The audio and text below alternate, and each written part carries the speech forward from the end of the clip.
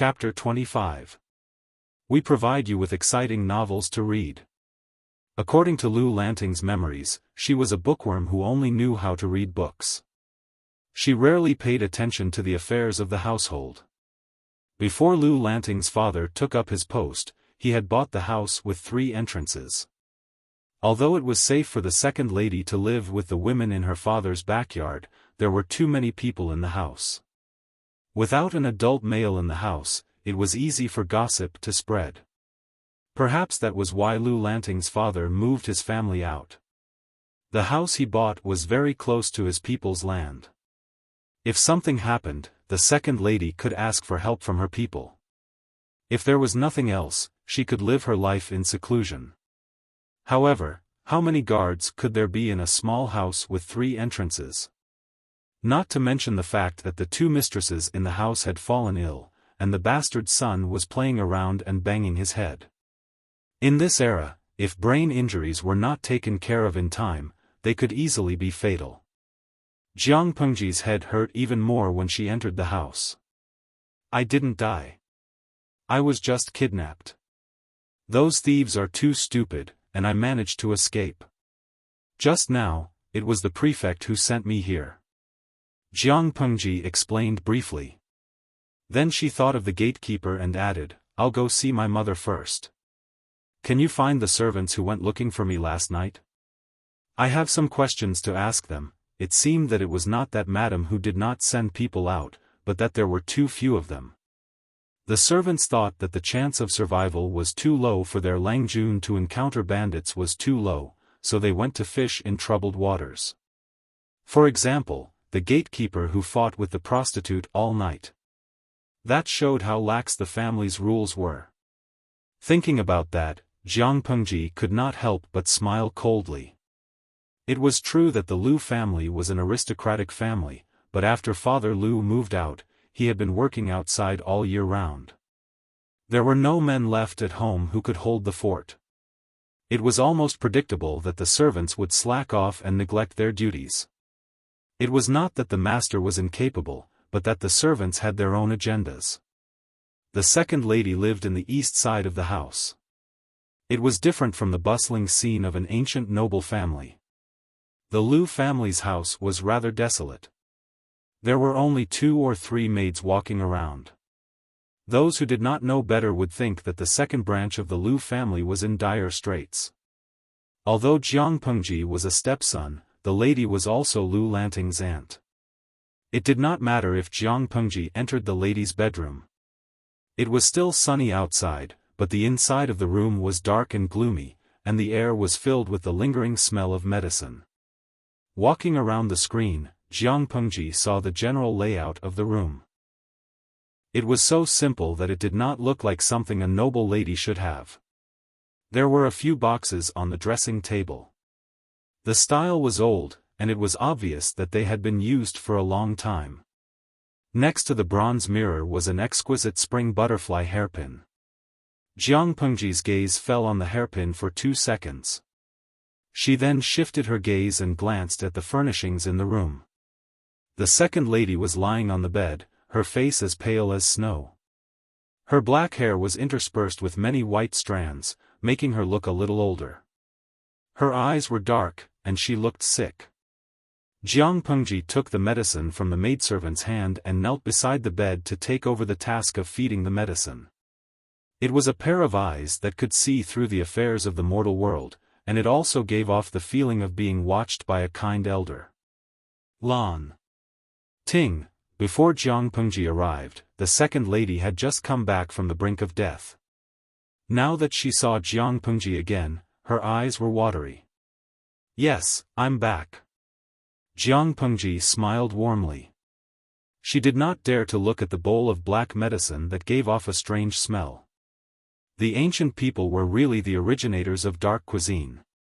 How did they create such a terrible medicine? Could it cure illnesses? Could it really not kill people? I remember, before. The second lady's gaze became gentle and nostalgic. Her voice was weak, but she still took a few breaths.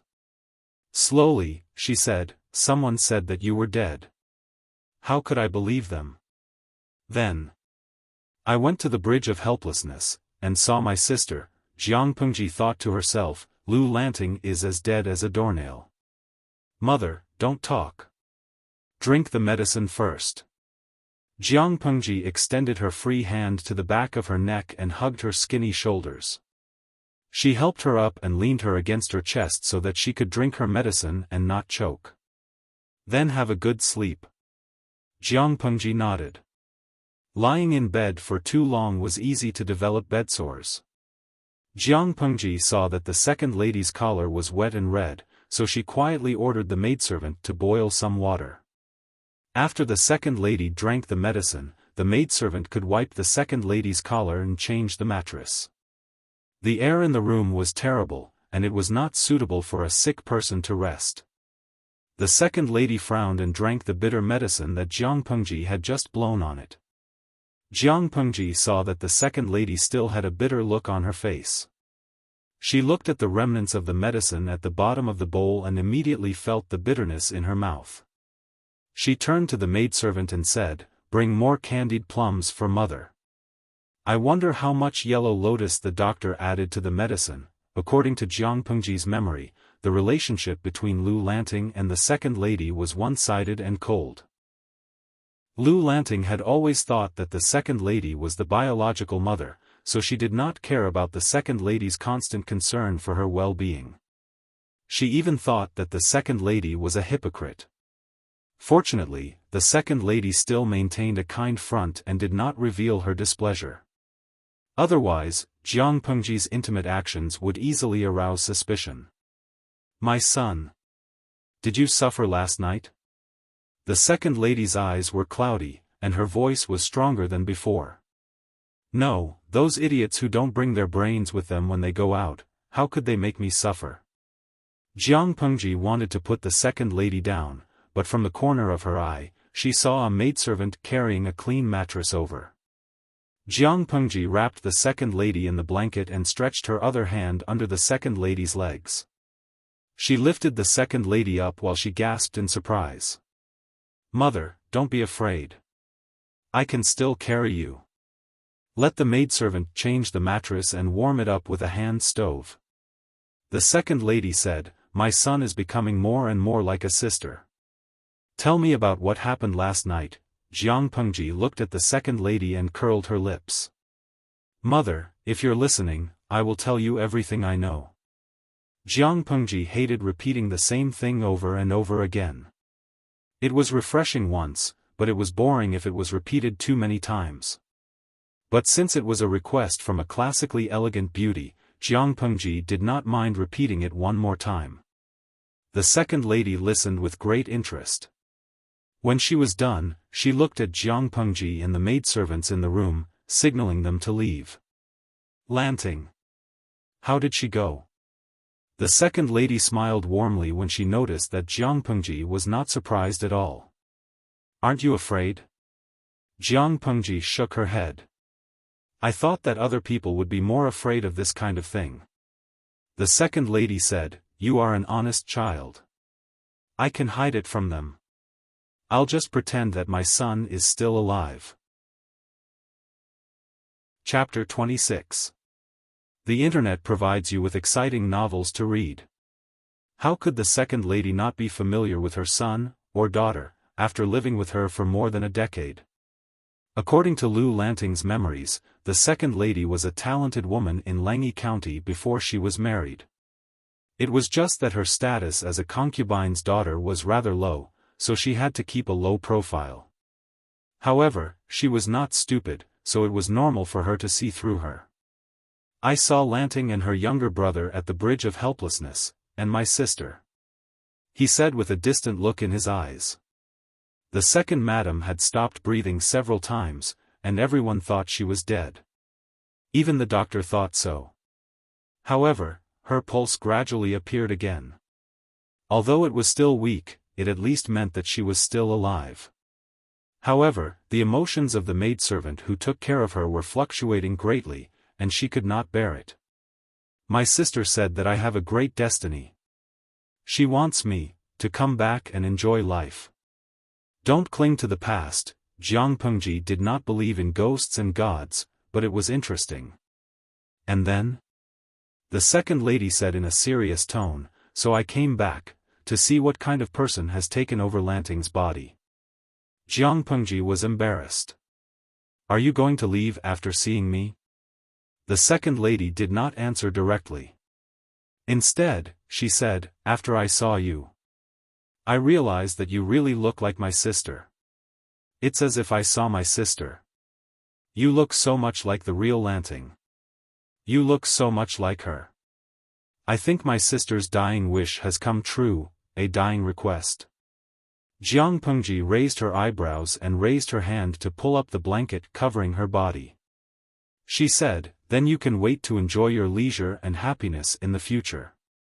The system was waiting for a fight to break out, but...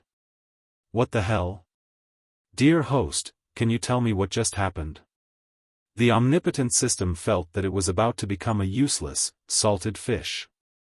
Is it that hard to understand? That lady knew that I was not Lu Lanting the moment I entered the room, but because of her obsession with her sister and because I resemble her in some ways, she decided not to court death. She wanted to live a good life and enjoy life in peace. The system was dumbfounded. Huh? No. Why did she accept you so quickly? Wasn't she going to be drowned or burned to death? It remembered that one of its previous hosts was too simple-minded and was treated as a demon and burned to death on a rack of fire. Her sister probably isn't from this era either. I just saw some traces of ancient times in the second lady's room. I thought maybe it was because of this that my stepmother accepted me so well. No, I have to look for other clues. The modern era that Jiang Pengji mentioned was the era of technology after the feudal era. After a while, Jiang Pengji suddenly asked. Cute system, can you answer me honestly? Am I your first host in this world? The system hesitated for a moment before replying softly, no, but my previous host had nothing to do with Lu Lanting's mother. Why? Jiang Pengji was at a loss for words. I thought I came to an ancient era, but you're telling me that this world is a sieve? I have to give you a bad review. The second lady's sister, Lu Lanting's mother, might be from the ancient era. She had never heard of people from the ancient era making spring hair clips. That thing was on the second lady's dressing table. Of course, she could not rule out the possibility that the non-native was someone else. Based on the current information, it was most likely Lu Lanting's mother. That's normal. Sometimes, when the system opens a new dimension, it will cause a crack in the dimension for a short period of time. After all, it was too boring to just live stream. Adding some other elements would make things more interesting. Jiang Pengji immediately thought of something. Wait a minute. When I said that I would open a live stream, according to the audience's reaction, that dimension should be similar to the modern era. In other words, did the live stream mean that there was another non-native in this world? System, Jiang Pengji said with certainty, you're guilty. I'm afraid you'll give me a bad review, the system said pitifully. Following this host, it felt that its privacy as a system was completely gone QAQ. Jiang Pengji did not answer. As for whether or not she chose to believe the system's words, no one but herself knew. System, since the second lady did not expose you in front of everyone, does that mean she has acknowledged your identity? Something like that. If I can get away with it, I'll continue using Lu Lanting's identity. If not, I'll use my own identity. The world was big, and there was nowhere to hide. Not to mention that in the ancient era, where the household registration system was not complete, Jiang Pengji could easily travel to a faraway place and create a fake identity. Jiang Pengji raised an eyebrow. But she made a deal with me. I can use Lu Lanting's identity without worry. A deal? The system pulled up the conversation records. When did Jiang Pengji make a deal with the second lady? Jiang Pengji mercilessly attacked the system. I believe that when you die, it will be because of your own stupidity. System, yen percent hashtag, hashtag hashtag hashtag hashtag. Jiang Pengji only knew how to save a person's life, so the second lady's illness was still under the care of the doctor. She did not want to get involved. Housekeeper, have you gathered all the servants? Jiang Pengji was a vengeful person. If she could get her revenge now, she would not wait for the next day. Moreover, the Lu residence had indeed changed. The old housekeeper had been Lu Lanting's grandfather's page boy when he was young. Later, he became a housekeeper and took care of Lu Lanting's father and the Lu family. However, he did not become arrogant just because he was treated with respect. Instead, he worked even harder for the Lu residence. The housekeeper followed behind Jiang Pengji. I've gathered all the servants in the outer courtyard according to second Langjuan's instructions. Good. Call the middleman over later and pick a few more servants. If you can't find anything, let eldest uncle know. Jiang Pengji was very used to the existence of slaves. In her era, the flames of war were everywhere, and there were many big and small battles. According to the interstellar war law, captives could be sold as slaves, so she didn't think there was anything wrong with looking for a middleman to buy servants. Jiang Pengji glanced at the guards and servants who were dressed neatly and uniformly. Are they all here? The housekeeper did not understand. He nodded and said, Second Langjun, the servants who were sent out last night are all here. Jiang Pengji's expression turned cold.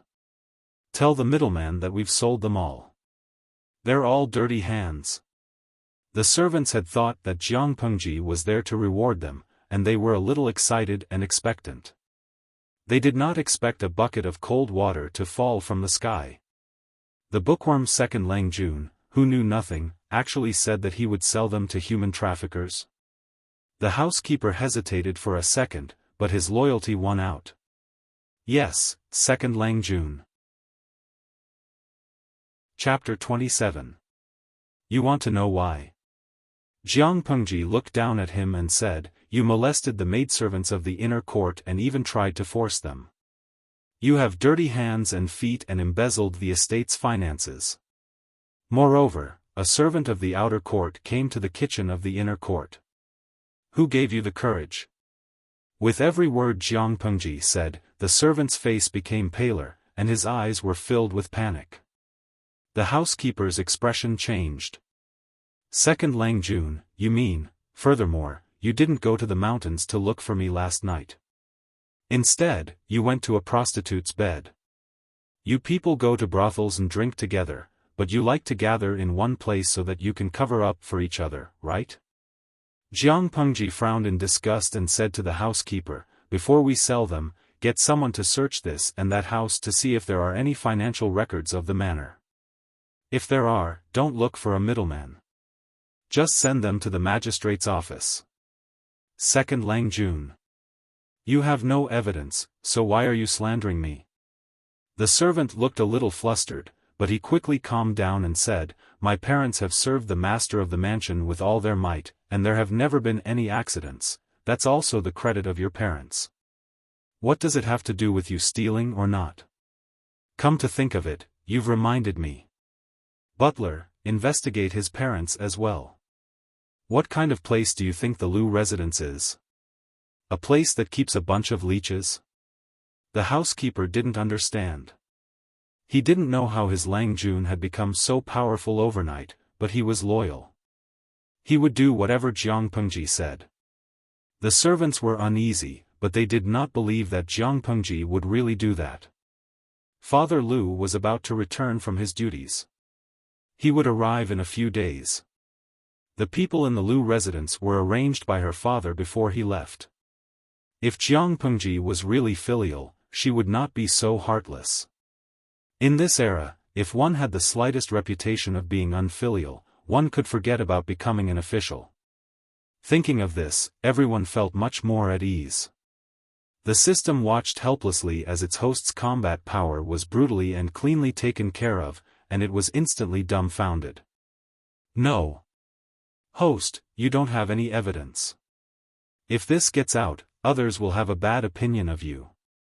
According to the plot of the house fighting plot, the female lead would always have a battle of wits and courage with the servant. The servant would be cunning, while the female lead would be wise and powerful. Bit by bit, she would uncover the truth and throw the evidence in the servant's face, shattering his psychological defenses and finally achieving a complete victory. You condensed more than a dozen chapters of exciting otaku fights into 2 simple and crude sentences. Host, this is very unprofessional, do you understand? Are you kidding me? Jiang Pengji really wanted to point at her own eyes and tell the system, what I see with my eyes is evidence. Others can't see it because they're blind. Do I have to waste time and effort to point and tell them where to look? The system, Ginseng Rooster again. Damn it, the system's days were numbered. Furthermore, do I need to accommodate them when dealing with a few problematic slaves? Do I have to bring out the evidence one by one? Tell me, who is the real master of the Lu residence? Is it those servants, or me? Jiang Pengji was speechless at the system's logic. Jiang Pengji smiled and thought to herself, anyway, when the housekeeper finds evidence of corruption or cheating, no one will dare to say anything. This is also a warning. Don't lie to me, or they won't even know how they died. Understand? The system suddenly felt a chill run down its spine. It was as if it had been shot in the knee. Jiang Pengji was not worried that the housekeeper would deal with the servants. She simply ordered someone to prepare hot water and new clothes. The clothes she was wearing belonged to someone else. To avoid unnecessary trouble, it was better to change out of them as soon as possible. You're the fastest host I've ever seen to adapt to a new identity. The system said darkly, unsure if it was being sarcastic. Jiang Pengji said matter-of-factly, that's because I make the best use of my circumstances. If I can be happy, why should I hold my breath? Now that she was Lu Lanting, what was wrong with making use of her status? Lu Lanting's clothes were much more complicated than the one she had borrowed. They looked more luxurious, and the dark patterns and embroidery on them were exquisite. Of course, to Jiang Pengji, it looked more anti-human. She asked the maid to pick a plain one. Jiang Pengji lowered her head slightly and saw 2 maids helping her wrap up her chest. Then, they helped her put on the clothes one by one. Host, it seems like the fact that Lu Lanting is a girl is not a secret in the residence. She doesn't even have a study boy. She only has maids to serve her, the system muttered. I wonder why she disguised herself as a boy. Not everyone knows. Otherwise, those noble ladies would not have been so surprised when they found out that Lu Lanting is a girl. The system asked, specific people? For example, Lu Lanting's maids, the housekeeper, the second lady. They all know about it and will keep it a secret. If other people find out, who knows if they will spread it out because they are too talkative or have other motives. Lu Lanting alone was not enough to hide her identity. When Jiang Pengji was bathing, she had chased the maid out, but when it was time to put on her clothes, she had no choice but to call the maid back. The clothes were too anti-human. If there's a chance, I'd like to find out why Lu Lanting replaced his late brother. Incense was a popular trend nowadays. The maids had already prepared her clothes with incense, which had a calming effect on her.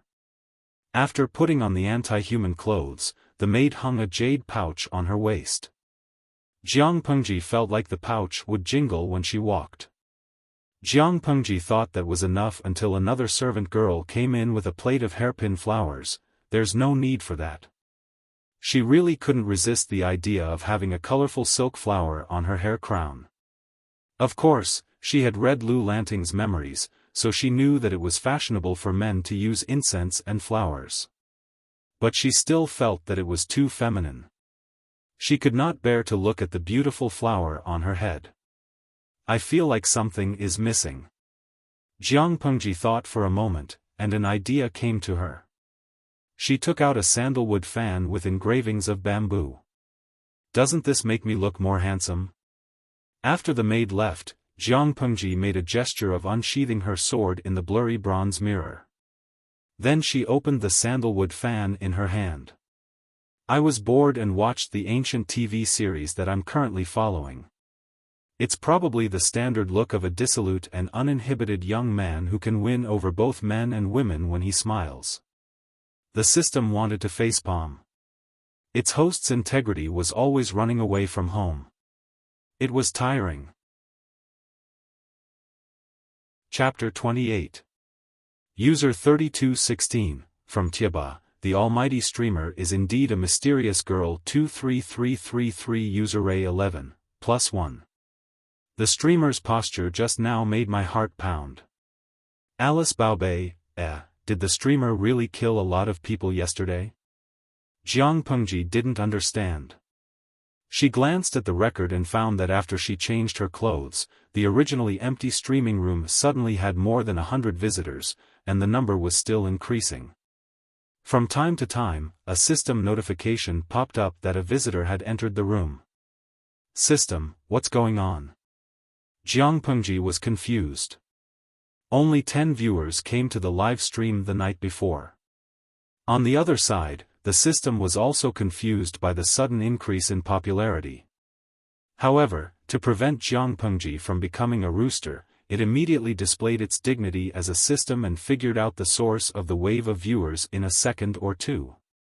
The viewers who watched the live stream yesterday took screenshots of the host's live stream and posted them on the public platform of their world, Baidu Tieba. Now, these tourists are attracted by the fame. The number of people in the channel was still increasing, and the system could not help but be speechless. Jiang Pengji reached out and poked at the bronze mirror that was not very clear. A viewer in the bullet screen said that he wanted to see the antique up close. She secretly communicated with the system. This is equivalent to a disguised channel for publicity. That's why these people followed the channel number to find us. Yeah, the system had a worried look on its face. It did not tell Jiang Pengji that in order to guide her to become a qualified warrior of the ancient language, it would reward the host with various live streaming tasks in the future. According to the degree of completion of the tasks, the host would be recommended by the live streaming platform of the dimensional world. Spurring the streamer to rack his brains to broadcast live, the system's behavior was equivalent to an investment, but the investment was small, the return was huge. These were the rigid rules of the game set by the system itself, and it could not be changed. With recommendations, the popularity of the live broadcast room would increase rapidly. Jiang Pengji quickly accepted the setting. Then let me guess. I guess the publicity gimmick is the video of me killing people, hunting, and promoting food? People like to watch a good show, so it's not surprising that it could attract so many people. The system, on the other hand, had a bitter taste in its mouth, but it could not speak of it. On the bullet screen, viewers kept asking if the video of him killing the bandits last night was real, and some people kept questioning it. AI, some guru checked it and said that there is no trace of Photoshop in the video. Host is a liar.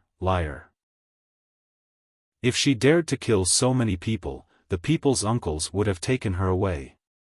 Don't rob Wei Lu, I told you that it's a live broadcast of otaku fights. In ancient times, killing thieves would be regarded as heroes. Chives Bankai, I don't know which film studio it was shot in. It looks real, but it's actually faking its death. Host, stop lying. Only a fool would believe that there's such a thing as a multidimensional live broadcast. Those who are watching can go home now. Leave the channel to preserve your intelligence. User 1438, but don't you think it's weird?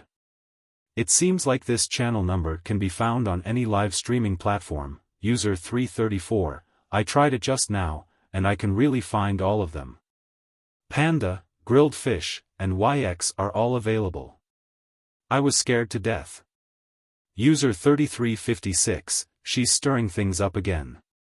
It must be a host who has gone crazy from wanting to be famous. Didn't the news say that a host had transmigrated? In the end, it was proven that the other party was lying. It's obviously fake. User 3838, crazy from wanting to be famous +1. These women who have undergone plastic surgery, in order to be famous, will call rich men husbands, sleep with them, dance, strip, scream, and have sex with a few men.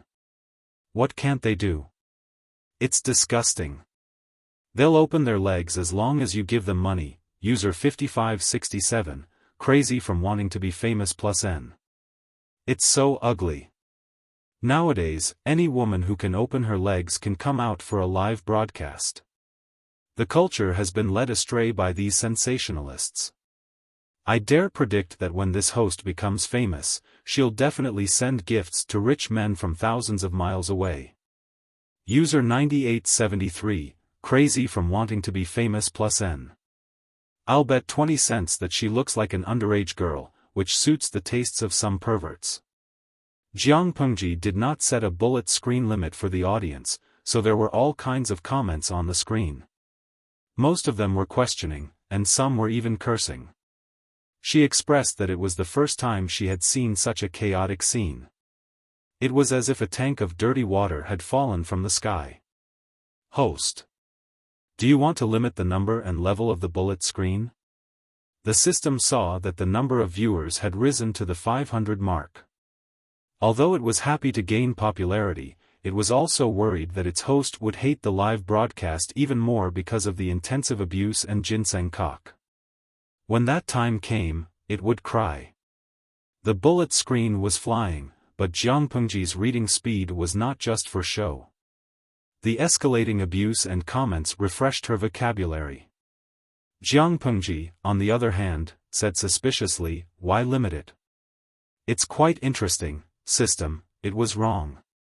Its host was not an ordinary person at all. This level of ginseng cock was not even enough to scratch an itch. However, it had forgotten that once its host bore a grudge, she would not be an ordinary person when she took revenge. Let them curse.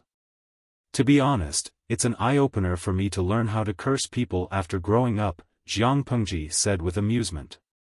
I thought that when I took over the 7th Legion, it was already a hopeless rogue legion.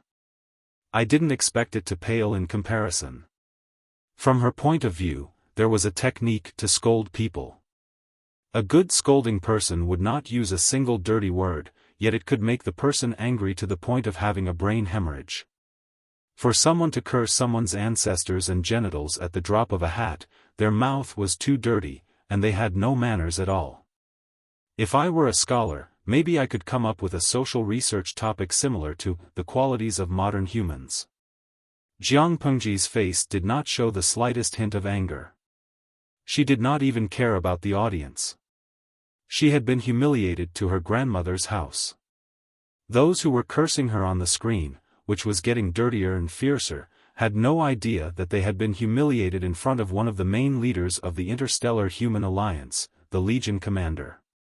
Don't tell me you want me to scold you back for being unsightly? She never liked to talk too much when it came to things that could be solved with her fists.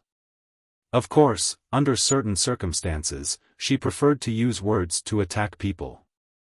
If the system dared to say yes, Jiang Pengji felt that she would definitely find a way to strangle it to death. I'm in charge of my channel.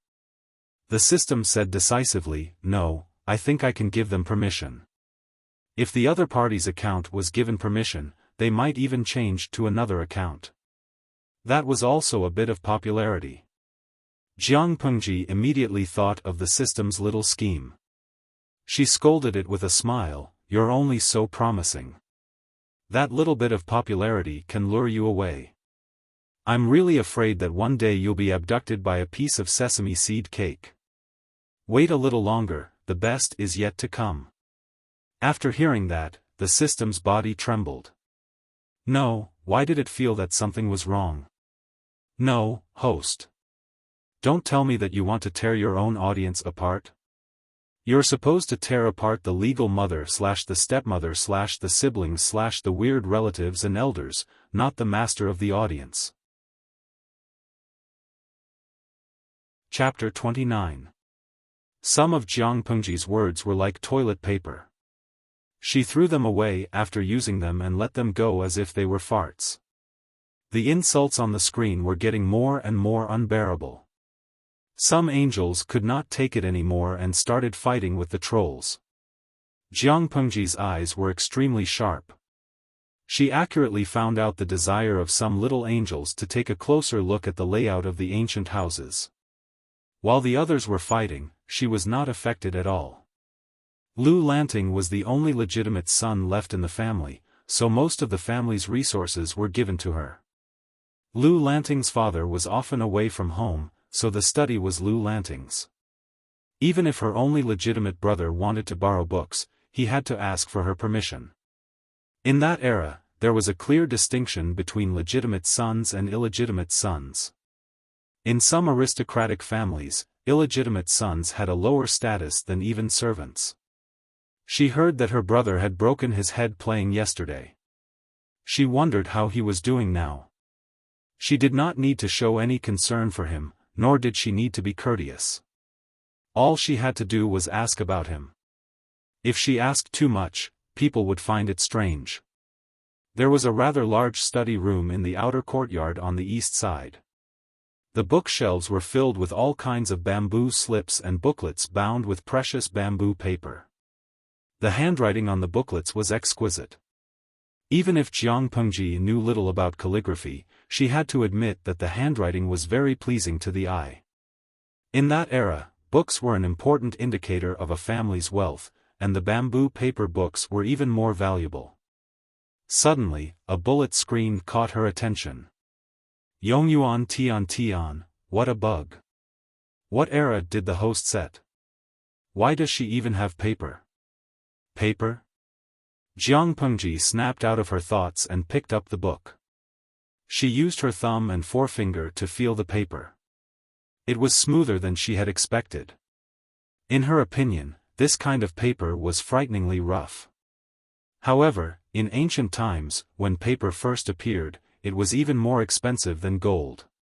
In Lu Lanting's memory, the paper used by the nobles in the outside world was even rougher than this. It seemed that the Lu family was not as simple as it seemed. Jiang Pengji's interest was piqued, and her lips curled into a smile. It was probably because the scolding was too fierce that many people jumped to this channel to watch the fun. Jiang Pengji glanced at the number of viewers in the live stream, which was about to break the 1,000 mark. The system was probably so happy that it fainted.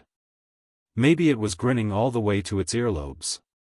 Just then, a maid outside the study whispered, "Second Lang Jun, Madam Hu wants to see you." Madam Hu? Jiang Pengji frowned slightly, as if she was wondering why the system was looking for her. The system, which was pretending to be dead, immediately said excitedly, "Ah. You're thinking too much. It's probably because of the servants. It just so happens that I was planning to go there as well." Jiang Pengji put the book back on the shelf, walked to the door, and said to the servant girl, "Lead the way, don't let Lady Dai wait for too long." At this time, the bullet screen was filled with a few new and refreshing content. Who doesn't bathe? Pft, did I hear it wrong? Second Lang Jun. Which dynasty is that? I almost heard it as Erlangshen. Who doesn't bathe? Ha ha ha, I almost heard it wrong too. Big cousin's instant noodle hair popped up in my head. 23333, Jiang Pengji did not understand. She knew about Erlangshen, who was a mythical character from ancient times. But what the hell was big cousin and instant noodle hair? Murue Huakai, host, where did you find such a classic beauty? She's so classy. I think she's much better than the wax figures in the museum. Can you zoom in and adjust the angle? I want to see closer. Zoom in, zoom in. I'm begging on my knees. Jiang Pengji frowned. Coincidentally, the maid missed a step, and half of her body leaned forward. She was about to fall. Be careful. Without thinking, she took a wrong step and appeared next to the maid in a flash. Her long arm wrapped around the maid's slender waist, and her other hand stretched to the maid's shoulder to stabilize the maid's smooth and slender shoulder. With a beautiful turn of her body, she dispelled the force of the fall and allowed the two of them to stand firmly. Be careful next time. Otherwise, if you miss a step, you might not only fall but also sprain your ankle. Jiang Pengji let go of the maid without hesitation, but she still looked gentle and concerned. She did not scold the maid at all. Thank you, second Lang Jun," the maid bowed in shock, afraid that Jiang Pengji would scold her. She did not expect Jiang Pengji to not only help her up, but also show concern for her. A clear stream of comments drowned out the scolding from before. Murue Huakai, I was so happy just now that I took a few pictures of classic beauties. I don't have to worry about changing the screensaver on my computer and phone, but I was caught off guard. Host, how could you tease such a beautiful woman? Yongyuan Tian Kong, caught off guard. You're so lucky. Tudu Feichio, 23333. When it comes to flirting with girls, you're the best. Don't snatch Wei Lu, I felt like my heart was about to explode. Let go of that, host, and let me do it. You're welcome. Hurry up and go to Madame Dai's. I don't know why she's looking for me. The maid was Madame Hu's servant, and she was usually rude to Lu Lanting. But today, for some reason, she felt an impulse. She tilted her head slightly and reminded Lu Lanting in a low voice, "Second Lang Jun, it seems that the housekeeper in the manor has gone to Madame Hu's. Her family is making a scene, saying that second Lang Jun has mistreated them." Tudu Feichio, 23333333333. I can guarantee that the maid has been mesmerized by the male hormones of the stream. Jiang Pengji glanced at the comments and smiled helplessly. Host V, a beautiful and cute girl has the right to be cared for. I can't bear to see her frown because she sprained her ankle. Suddenly, the comments exploded again, and a series of 666666666 flew by, wiping out the quarreling comments.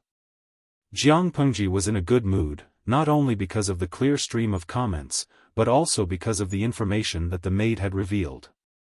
There were always people who were considerate enough to know that she needed a chicken to warn the monkeys, so they offered themselves to her. Tudu Feichio, I have a bad feeling about this. Why do I feel like the host is about to make a big move? On the other hand, Madame Hu, who had just calmed down, secretly cursed Jiang Pengji in her heart. She did not know what she had done to this brat. She kept finding trouble with her. The older one had left to take up his post, and the younger one was still causing trouble. After taking a sip of tea, Madame Hu tilted her body with a headache. Her pale face showed signs of sickness. The housekeeper couple and their son were kneeling on the ground. Tears streamed down their cheeks as they told the housekeeper how loyal they were to the Lu residents. They didn't neglect the Lu residents at all. In terms of loyalty, they were definitely the top 3 in the Lu residents. Chapter 30. We provide you with wonderful novels to read. As for their son, they had been working hard for the Lu family all their lives, all for this. 30. Their baby? He had begged the housekeeper to give him a position as a guard, so that he could climb up the rank step by step and have a place in the Lu family. They had not expected to be slandered by the second Lang Jun for no reason. Not only that, but the ignorant second Lang Jun had doubted their loyalty and had slandered them. The housekeeper had not stopped him and had allowed him to do whatever he wanted. That was why the couple had gone to Madame Hu in tears, hoping that she would seek justice for them. Of course, they were smart enough not to say anything bad about Jiang Pengji. Otherwise, they would be digging their own graves. As a concubine, Madame Hu had been in charge of the Lu family for many years. How could someone of her status like the legitimate son of the deceased first wife? But if the legitimate son was bullied by the servants, it would be no different than slapping her in the face. It was one thing to dislike the second Lang Jun, but it was another for the servants to humiliate the Lu family. Therefore, they had only hinted at one thing out of consideration. They had been with Father Lu since they were young, and Father Lu had entrusted them with important tasks before he passed away. To some extent, they represented Father Lu's reputation. What the second Lang Jun had done was disrespecting Father Lu. To put it more seriously, it was unfilial. From the previous dynasty to the current 5 dynasties, filial piety had always been emphasized. It was also an important criterion for an official to become an official. A filial person might not be able to become an official, but an unfilial person would never be able to become an official. Upon hearing this, Madame Butterfly's lazy expression turned serious, and she immediately sat up straight. Seeing this, the butler and his wife thought that they had touched Madame Butterfly's heart, and they immediately calmed down as if they had taken a tranquilizer. "You know quite a lot," Madame Hu slowly took a sip of tea. She did not put on any makeup and looked very clean. She did not look as glamorous and imposing as she usually did. Instead, she looked more lazy, as if she could not do anything and was not interested in anything. The housekeeper and his wife saw that they had a chance, so they cheered up and flattered her. "Master and Madam Hu care about us. We have been in the family for so many years and have been influenced by Master's literary talent. I feel like I have a few jars of ink." Madame Hu's eyes flickered and her neatly trimmed black eyebrows furrowed. "I am just a lowly concubine. Other than the late lady and the one in the eastern inner court, no one has the right to call me master." The butler and his wife continued to flatter Madame Hu and said, "Madam, you don't have to say that. Everyone knows that you and old master are childhood sweethearts. You are a match made in heaven." If Madame hadn't taken advantage of, he lowered his head and spoke. Madame Hu had placed an exquisite embroidered screen in front of her, so the gloomy look in his eyes could not be seen. The maid knelt outside the door and whispered, "Madame Hu, the second Lang Jun is here." Madame Hu tightened her grip on the black wooden table beside her and said, "Let him in." Jiang Pengji could enter the second lady's room as she pleased, but she could not treat Madame Hu that way. Fortunately, Madame Hu and Lu Lanting did not interact much. They were strangers, so Jiang Pengji was not afraid of being recognized. The maid opened the door and sat down on Madame Hu's right. "May I know why you are looking for me?" She could see Madame Hu's face from her seat. Jiang Pengji, who was used to seeing beautiful women, was stunned the moment she saw Madame Hu. Madame Hu's appearance was not that of a noble lady, but it was what Jiang Pengji admired the most. Seductive but not seductive, gorgeous but not uncommon. She exuded a mature temperament and style from head to toe, causing others to feel a fatal temptation, yet because of that indescribable aggressiveness, they had no choice but to maintain a certain distance. Her eyebrows carried a hint of heroism, which made her look more spirited. There was a mole at the corner of her right eye. Her eyes were half closed, and her thick, long eyelashes moved with her breathing, as if she was trying to tickle someone's heart. All in all, this was a charming, mature, and beautiful woman who was born with the aura of a royal sister. This kind of beauty was not something that a little girl who was still wet behind the ears could disguise. Her natural charm, self-restraint, and bearing all required the accumulation of time to create such a stunner. There was no generation gap when it came to beauty, regardless of the era. If Madame Hu could amaze Jiang Pengji, it was only natural that the audience would fall for her. Yongyuan Tiankong, ah, what a beautiful lady. Mama asked me why my phone screen is so wet. Mui Huakai, */W***, so beautiful. I have a new screensaver. The beauty is so recognizable. Don't snatch Wei Lu, streamer, the moment I saw your dad's mistress, I decided to be friends with you. User 3216, beautiful lady, I've already ruined a phone and a computer by licking them. User Ray 11, thank you for the OP's recommendation. It makes me want to recommend it too. There are so many beautiful girls in this live broadcast channel. It cured my face blindness. The barrage on the screen was like a fountain erupting, countless PR almost drowning the entire screen. Jiang Pengji did not look at it for long, but according to her memory, even if it was only for a moment, she could remember the smallest details with just a glance. The system did not have to deliberately feel for it to know that Jiang Pengji was happy and relaxed at that moment. This discovery made it a little confused. The system said, I don't care if you're flirting with girls, but BG harem fights do not support the host playing GL side quests. Otherwise, I'm going to cry. Jiang Pengji secretly rolled her eyes. Sometimes, the system was cuter when it was quiet. Everyone loves beauty. It's just a hobby of mine. Who gave you the wrong impression that I might like girls? As Jiang Pengji chatted with the system, Madame Hu's slightly hoarse voice could be heard from above. Where are you looking at, Erlang? In fact, the seemingly lazy Madame Hu was also distracted for a moment. Of course, Madame Hu was in a daze not because she thought Jiang Pengji was beautiful, but because she saw Jiang Pengji's blurry figure walking slowly through the half-transparent screen. She had the illusion that an old friend had returned, and she almost lost her mind. But she quickly hid it, and Jiang Pengji happened to look away at the same time, so no one noticed. Jiang Pengji smiled gently, like a piece of warm jade. I'm looking at Aunt Dai, whom I haven't seen for a long time. Everyone was bewildered when they heard this. She was the legitimate son of the family, so why would she tease her stepmother? But Jiang Pengji did not say it without thinking.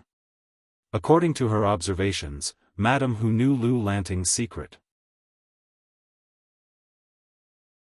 Chapter 31. Madame Hu had never liked Lu Lanting. When she was in charge of the Lu residence, she did not deliberately bully the son of the first wife, but she was not on good terms with him either. They would only meet 3 to 5 times a year, but they would only exchange a dozen words. She was very cold. Under such circumstances, Madame Hu knew Lu Lanting's biggest secret, but no one knew about it. Either Madame Hu had other concerns, or the lady did not hate her as much as Lu Lanting thought she did. Madame Hu's interest was piqued when she heard Jiang Pengji's unexpected words. What did you see? People are like fine wine. Their fragrance increases with age. You haven't aged after so many years, and you're even more charming now. As Jiang Pengji spoke, she heard a few gasps in the room. Everyone's mind was probably filled with comments like, how dare the second Lang Jun flirt with his stepmother in public? What the F***ck? Madame Hu twirled her handkerchief and chuckled. Since when did you become so sweet? I almost took your words seriously. Concubine Dai is a natural beauty, it's hard for her to abandon herself. If others praise her, it's naturally true. The mother and son chatted with each other, and they even ignored the housekeeper and his wife who were kneeling below them. They seemed to be having a good time talking to each other. Suddenly, Madame Hu mentioned the mole at the corner of her eye and asked Jiang Pengji if she was beautiful. Jiang Pengji did not understand, but she answered honestly, it's the finishing touch.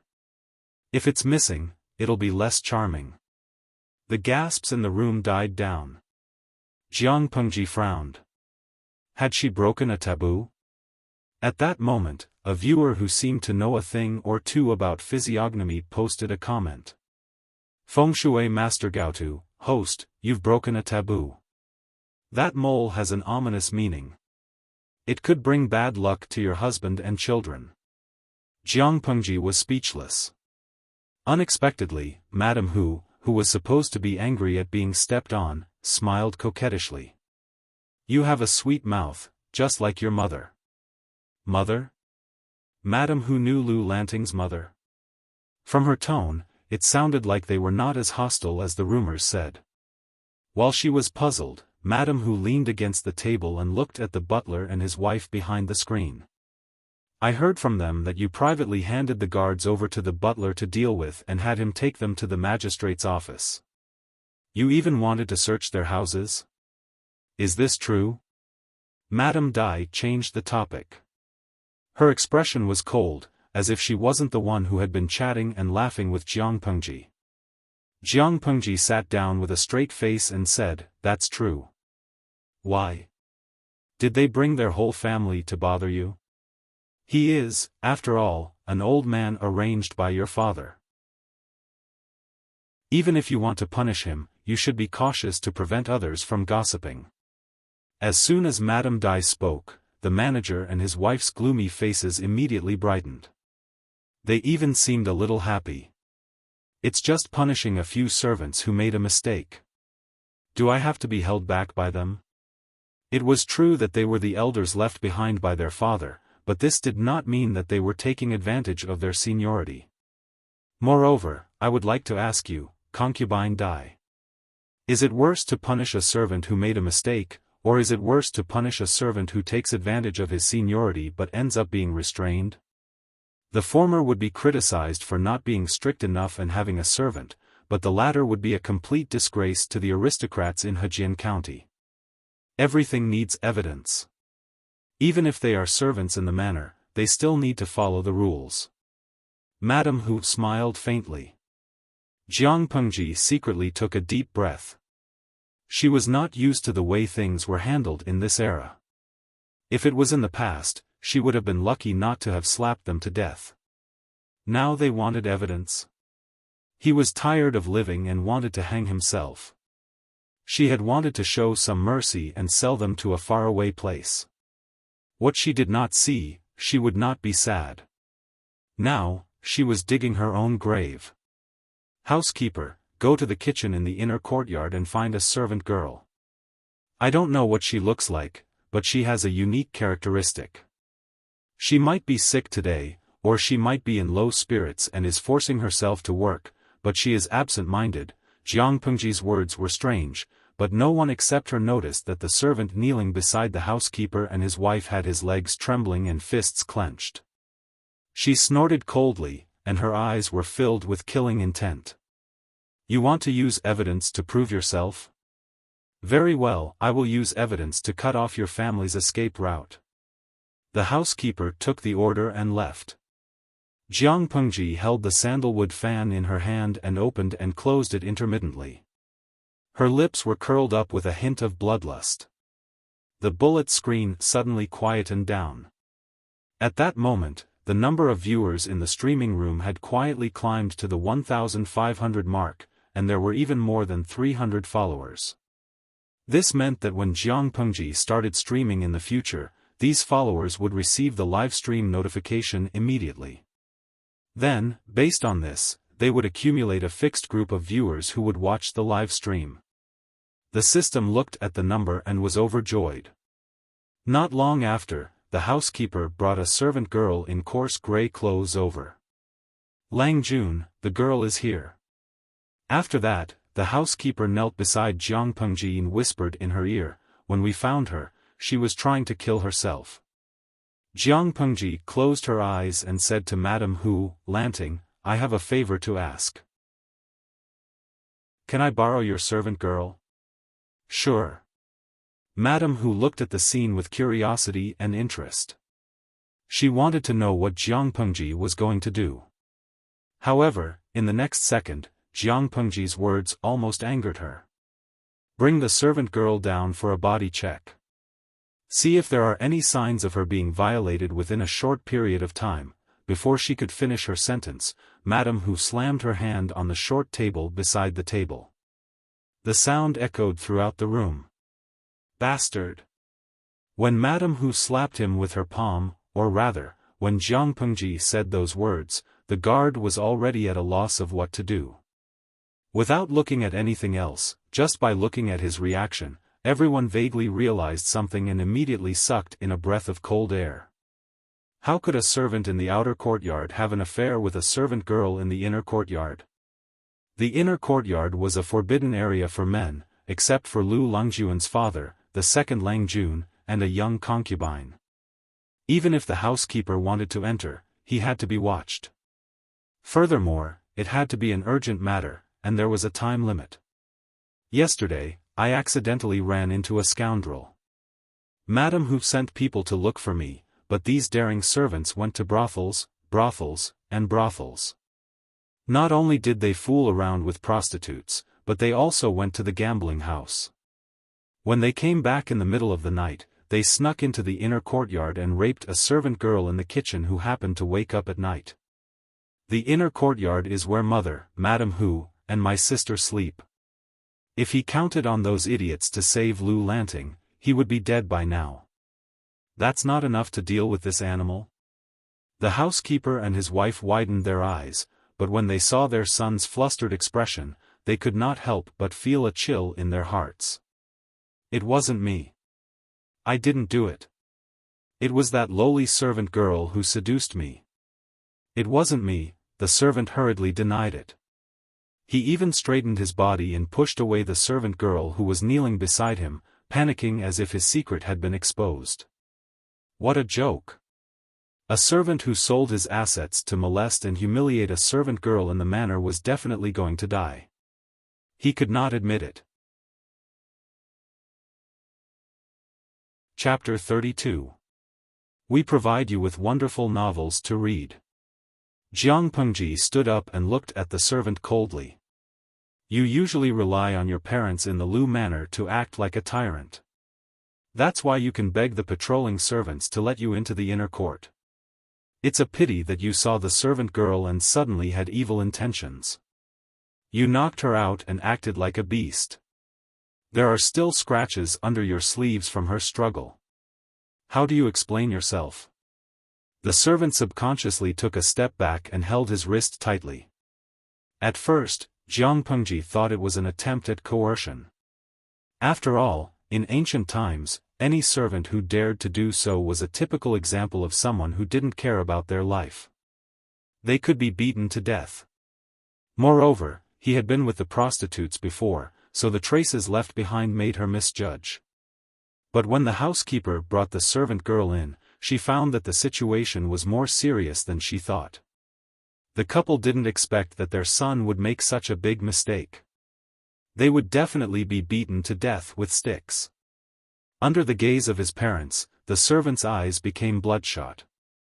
He panicked and was at a loss. Seeing that Jiang Pengji was not far from him, and thinking that he was going to die, he suddenly had an evil intention. I'll fight you to the death. Jiang Pengji skillfully dodged to the side. The room suddenly became chaotic. No one expected him to be so daring. Unable to catch Jiang Pengji, the strong and well-trained servant immediately targeted Madame Hu. She was a woman who was sick not long ago, so she was the easiest to deal with. But Jiang Pengji immediately realized his intention. She slapped him in the face with her sandalwood fan. Taking advantage of the moment when he closed his eyes, Jiang Pengji lifted her leg and kicked him in the leg, forcing him to fall forward. Slap! Jiang Pengji used the closed sandalwood fan to slap his face. He didn't know how much strength she used, but the slap made him fall to the ground. From his temple to the bridge of his nose, there was a swollen red mark that was 2 fingers wide. One of his eyes flowed with tears of blood. You've dirted my fan. She threw the blood-stained sandalwood fan to the side of the servant who was curled up on the ground, covering his eyes and howling in pain. The whole thing happened in the blink of an eye. In the end, Jiang Pengji ordered her men to bring the couple in charge under control as well. Not only was the room silent, but the entire bullet screen was also blank. It felt unprecedentedly peaceful. Housekeeper, have you searched their house? How much money did they embezzle from the manor? Report to the magistrate court according to the actual number. Remember, when you send him over, feed him a bowl of mute medicine. As for him, gather all the servants and let everyone see what it means to be beaten to death. Concubine Dai was frightened just now. Remember to get a doctor to prescribe some medicine to calm the nerves. The atmosphere in the room was heavy and frightening. The housekeeper was used to seeing storms, so he was very receptive to it. Lang Jun, I've checked it out. Speaking of this, the old butler felt a little embarrassed. He didn't expect that someone would be able to embezzle so much money under his nose. According to the current laws, if the butler and his wife were taken to the magistrate's office, they would eventually be sentenced to death. However, Lang Jun had really grown up. He could still remember to be considerate in this kind of angry situation. After all, they were old people from the Lus. Who knew how much the couple knew about the affairs of the manor? They couldn't be released unless they were mute. At first, Madame Hu was really frightened by the incident, but it didn't last long. Her attention quickly shifted from panic to the figure reflected on the screen. She was dazed, and she thought that the person she was familiar with would pass through the screen and walk towards her. However, Jiang Pengji's voice brought her back to reality. She had lost interest in it, so she responded in a low voice and asked the servant to help her back to her room. After a moment of silence, the bullet screen suddenly exploded again. Some of the content was doubtful, but most of them were still in disbelief. Some even criticized Jiang Pengji for being too cruel and vicious. They were more and more inclined to believe that the live stream was real. Wei Suoyue, I believe that the streamer has really traveled through time. But as a modern person, where are your values? You destroyed a person's eyes so easily and wanted to beat him to death in public. That's too cruel. Most of the bullet screen was similar. Most of them were criticizing Jiang Pengji for being cold-blooded and cruel. She secretly curled her lips and asked the system to put her words in the center. Host V, who told you that I'm from the modern era? How could she, a person who had lived on the edge of a knife, fought in space for more than 30 years, and directly or indirectly killed tens of millions of people? She had her own way of doing things and judging. As long as she didn't cross the line, everything was fine. Crossed the line? Then I'm sorry. Host V, let me introduce myself. I am Jiang Pengji, the commander of the 7th Corps of the Interstellar Human Federation. I have the rank of general. Maybe after I die, I will be given the title of honorary marshal. According to your timeline, I belong to the future of humanity about 10 or 20,000 years in the future. As she spoke, she stepped on the wooden clogs under her feet and heard the rhythmic clacking of the clogs. Host V, this is not the peaceful era you are used to, and there is no such thing as human rights. Bloody scenes like today will only increase in the future. You and I are people of two different generations. It is fate that brought us together. If you are curious, I welcome you. If you don't, I won't send you off. The system, damn it. She was not only the most difficult host it had ever met, but also the most famous host the audience had ever met. The system was so angry that the three corpses god was about to explode. If you do this, you'll make everyone leave in anger, understand? Jiang Pengji secretly curled her lips and said with certainty, no, don't worry. The number of people will only increase. The system did not understand, but Jiang Pengji was too lazy to explain. A host from tens of thousands of years in the future streaming in the ancient era that seemed to be thousands of years ago, and it was real. Was the gimmick not big enough? The system quickly realized that the number of people watching the live broadcast was slowly climbing towards 2,000, and it was getting closer and closer to the 2,500 mark. But, why was there so many people watching the live broadcast, but she did not even see any lollipops being tipped? How old are you this year? Jiang Pengji took a flat wooden stick painted with red paint from a servant's hand and walked to the unfortunate maidservant. The maidservant wanted nothing more than to hide in a hole in the ground. If it weren't for the butler who had arranged for someone to keep an eye on her, she would have found a chance to kill herself. I am 13 this year. Although this maidservant was only 13 years old, she had matured quite early. She looked like a slender and elegant girl of 15 or 16. Jiang Pengji handed the wooden stick to her. Under the servant girl's frightened and confused eyes, Jiang Pengji slightly squatted down and looked her in the eye. She used her other hand to pinch the servant girl's jaw. "He is tied up and can't move. You can beat him until he is dead. If you can't beat him to death, I will spare his life." The gathered servants did not know what had happened, but they could not help but gasp when they heard Jiang Pengji's words. Jiang Pengji did not care about the looks of others. Instead, she asked the servant girl coldly, "Do you want to beat him or not?" The servant girl's breathing was a bit rapid. Her eyes full of hatred fell on the red stick in Jiang Pengji's hand. She suddenly became more determined, and her breathing became more rapid. "Thank you, Lang Jun." Chapter 33. Jiang Pengji sneered and looked at all the stewards and servants who were watching the execution. She said, "Watch until the person stops breathing. Otherwise, no one is allowed to leave, and no one is allowed to look away. But if anyone dares to spread rumors about what happened here today, they will be punished the same way. They will be beaten to death. I won't point out those who left their posts last night. You can go and receive your punishment after the execution. Are you bullying the Lu family for not having any male servants? Then let's just watch until everyone is scared." The housekeeper watched from the side. He sighed and said in a low voice, "Second Lang Jun, isn't this a little too? The Lus were a family of scholars. Whatever they did, they had to pay attention to their demeanor and face. Dirty things like this were usually left to the subordinates to deal with." Jiang Pengji only needed to devise strategies and control the overall situation. However, when the housekeeper thought of Lu Lanting's mother, he felt that it was not unacceptable.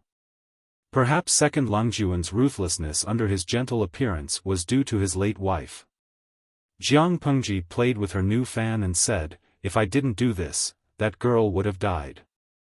She is a servant of the Lu family, not an orphan. She has been wronged here, and she has the right to ask for some interest from her creditors.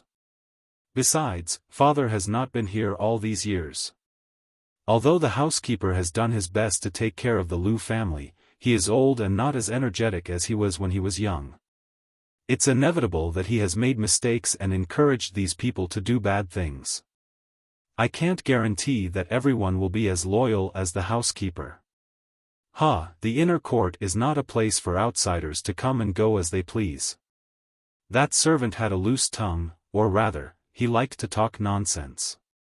Jiang Pengji could totally imagine what would happen if he got drunk one day, or if he got complacent and told his friends about her forcing herself on the maidservants in the inner court.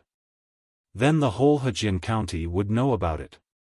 By then, the reputation of all the women in the Lus would be ruined. If he didn't die, who would? The housekeeper was still worried that after today's incident, the entire Hejian county would know that the second Lang Jun of the Lu family was a cruel and merciless person. At this time, the sun was not too strong, and it was a little cold when it shone on their bodies. However, this kind of cold was not as cold as their hearts. The maidservant was petite and exquisite, but at this time, she used all her strength to raise the wooden stick and hit the tightly bound man. The other party was in pain and wanted to roll away, so she raised the wooden stick and chased after him.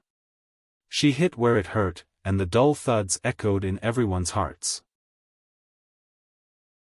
Not only did the servants who were forced to watch felt their bodies turn cold and their legs tremble, but the people watching the live broadcast on the other side of the screen also couldn't take it. Some of the weaker ones even felt a wave of nausea rise in their throats.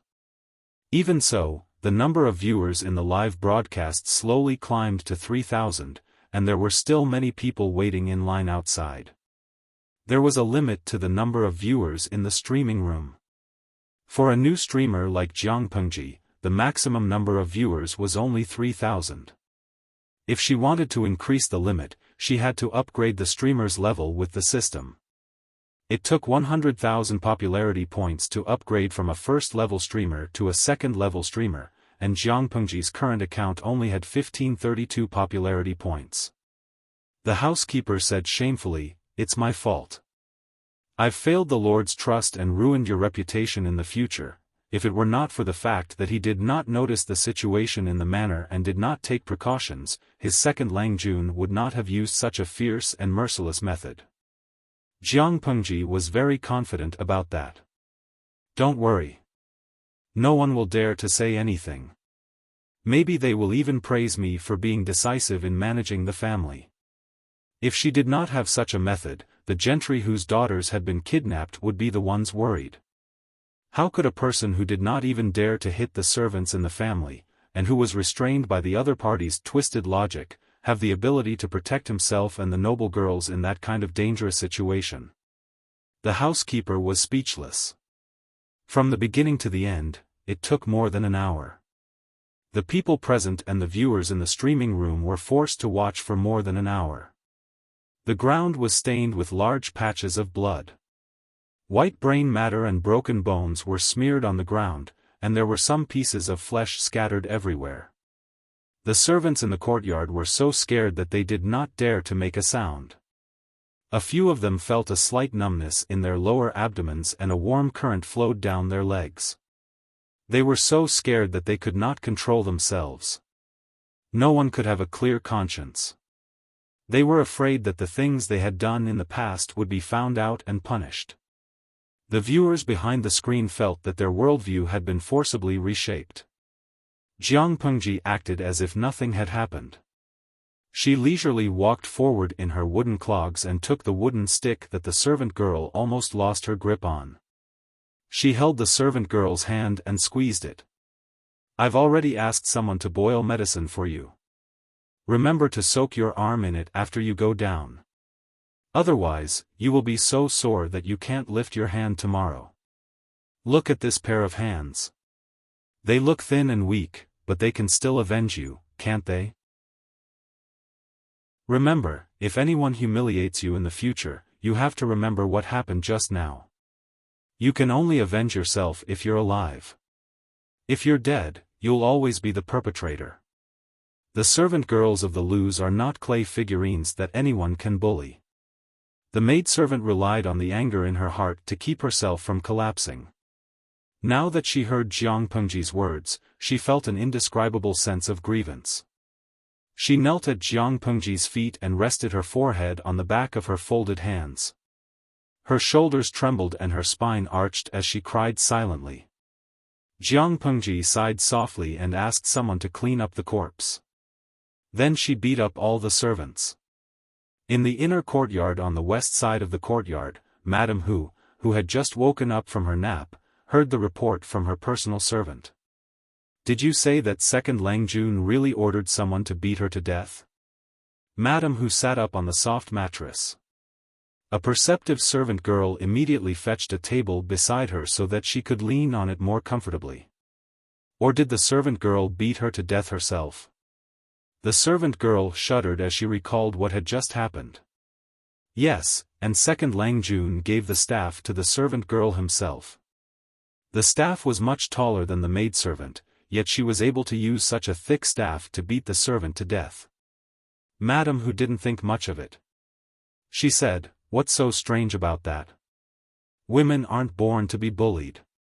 Once they have hatred in their hearts and they hate someone to the core, they'll take revenge even if it's with their last breath." Madame Hu seemed to recall something and said, "Her fierce and decisive temper is more like her mother's than her father's." Lu's father had been handsome and exquisite when he was young, like an immortal who had walked out of a painting. His temperament was as gentle as jade, and his manner of speaking was modest and polite. No matter who he was talking to, he could make the other party feel as if they were bathing in the spring breeze. Of course, this guy had grown up drinking black ink. The cleaner his clothes were, the darker the schemes in his stomach were. When it came to matters that could be solved with words, the man could not even walk 2 steps without panting. Lu Lanting's mother, on the other hand, was the complete opposite of him. She had a face that made people worry about her. On the surface, she looked like a noble lady, but behind the scenes, she had a fiery personality. She also liked to cause trouble, and no one could understand what was going on in her head. Their daughter was a combination of their characteristics. She looked like her father, but her fierce and violent nature was like her mother's. But, Madam Hu took a sip of tea. Second Langjun is smarter than his mother. Lu Lanting was not her mother. If she got into trouble, there was no Lu Shi to clean up for her. It was better for her to rely on herself. The servant girl did not understand. But, Madam, Second Langjuan's actions are bad for his reputation. Chapter 34. The maid did not dare to say anything else. She had served Madam Hu for many years, but she still did not understand the lady's temper. It could be said that she liked Second Langjun, but she secretly liked to make things difficult for people. She was also indifferent when she met people. After all, he was the only legitimate son left by the late Madam. Madam Hu, who had pestered the old master to become his concubine, did not like Second Langjun. However, the maid did not think that Madam Hu hated Second Langjun. The most obvious thing was that Madam Hu had been managing the factories left behind by the late Madam for the past few years. The profits of the factories had increased over the years. Some of them were even a few times more than the Lu family's businesses, but Madam Hu had no intention of taking them for herself. It seemed that she was sincerely helping Second Langjun take care of the businesses and return them to the rightful owner. Other than that, Madam Hu had fainted the day before when she heard that Second Langjun had been kidnapped. To be honest, she was getting more and more confused about the situation of this small Lu residence. Madam Hu's maid could not understand the Lu family, and Jiang Pengji was also getting dizzy. Jiang Pengji planned to read all the books in the study in order to understand more about this era. With her memory, it would not take long. Other than a few books that were bound with paper, most of the books were made of heavy bamboo slips. However, before she could see much, Takshu, the maidservant who was serving her, said that this month's rations had been delivered. Allowance? Jiang Pengji searched through Lu Lanting's memory and vaguely knew that it was like pocket money. However, when she saw the pile of items in her room, she realized that she had been wrong. The allowance was not just a box of silver or copper coins, but also daily necessities. There were a few sets of the 4 treasures of the study, a dozen bolts of cloth for making new clothes, a few pieces of soft fur, a dozen boxes of incense powder, a few stacks of floral paper, and 5 pieces of bamboo paper. In this era where paper was more valuable than gold, Lu Lanting's monthly allowance was 5 pieces of bamboo paper. Thinking of this, Jiang Pengji narrowed her eyes and said in surprise, "This month's paper looks more special than the previous month's." Takshu did not suspect anything. Instead, she had an expression that said, "Second Langjun has good eyesight." She secretly pinched the rather heavy purse in her sleeve. According to the owner, the craftsmen have experimented and adjusted it several times. The toughness of the bamboo paper is better than before, and the texture is smoother to the touch. Jiang Pengji went over to touch it. The paper was indeed better than the ones on the bookshelf. However, this was not the main point of her concern. Although papermaking technology existed in this era, it was not mature. The quality of the paper produced was not good, and it was not widely used. Therefore, good paper was still expensive. Paper suitable for painting was even more expensive and rare. She found a detail in Lu Lanting's memory. In other families, even the most important children in the family could only get half a blade of paper per month. Moreover, the quality of the paper was not good. Most people used bamboo slips to write. Lu Lanting's monthly supply exceeded the quota, and he even carefully selected the best quality batch. Unless, Jiang Pengji had an idea. It's not easy to make paper in the workshop. 5 blades of paper per month is a little too much. Takshu did not know that she was testing her. She said naturally, the papermaking workshop was left to second Lang Jun by the late wife. As long as second Lang Jun needs it, even if they don't sell paper to the outside world, they can't be short of money. There is no reason for you to save money for them. Paper workshop. As expected. The veins on Jiang Pengji's forehead twitched. Takshu secretly glanced at Jiang Pengji. She could not help but heave a sigh of relief when she saw that Jiang Pengji's expression was relaxed. Most of the servants in the Lu residence already knew that Lang Jun had ordered his servants to be beaten to death. In the past, they didn't really like Lang Jun, who usually didn't have much of a presence and had a soft personality. However, after witnessing his ruthlessness, they all became obedient. The owner of the workshop had even sent over the monthly quota 2 days in advance. He even gave Takshu some benefits and asked her to put in a good word for him. The workshop was a lucrative job, and the owner did not want to lose it for no good reason. The scale of the workshop was neither too big nor too small, and it produced a limited amount of paper each month. The aristocratic families consumed countless amounts of paper each year. The aristocratic families and merchants would secretly order the bamboo paper produced by the workshop. If they were late, they would not be able to sell it no matter how high the price was. In order to get their share of the annual quota, they had to bribe the owner to get a bigger share. That was something that happened almost every year. It seems that the owner has given you a lot of benefits. It's rare for you to speak up for someone else. Jiang Pengji's gaze fell on Takshu's right hand, which was hidden under her sleeve.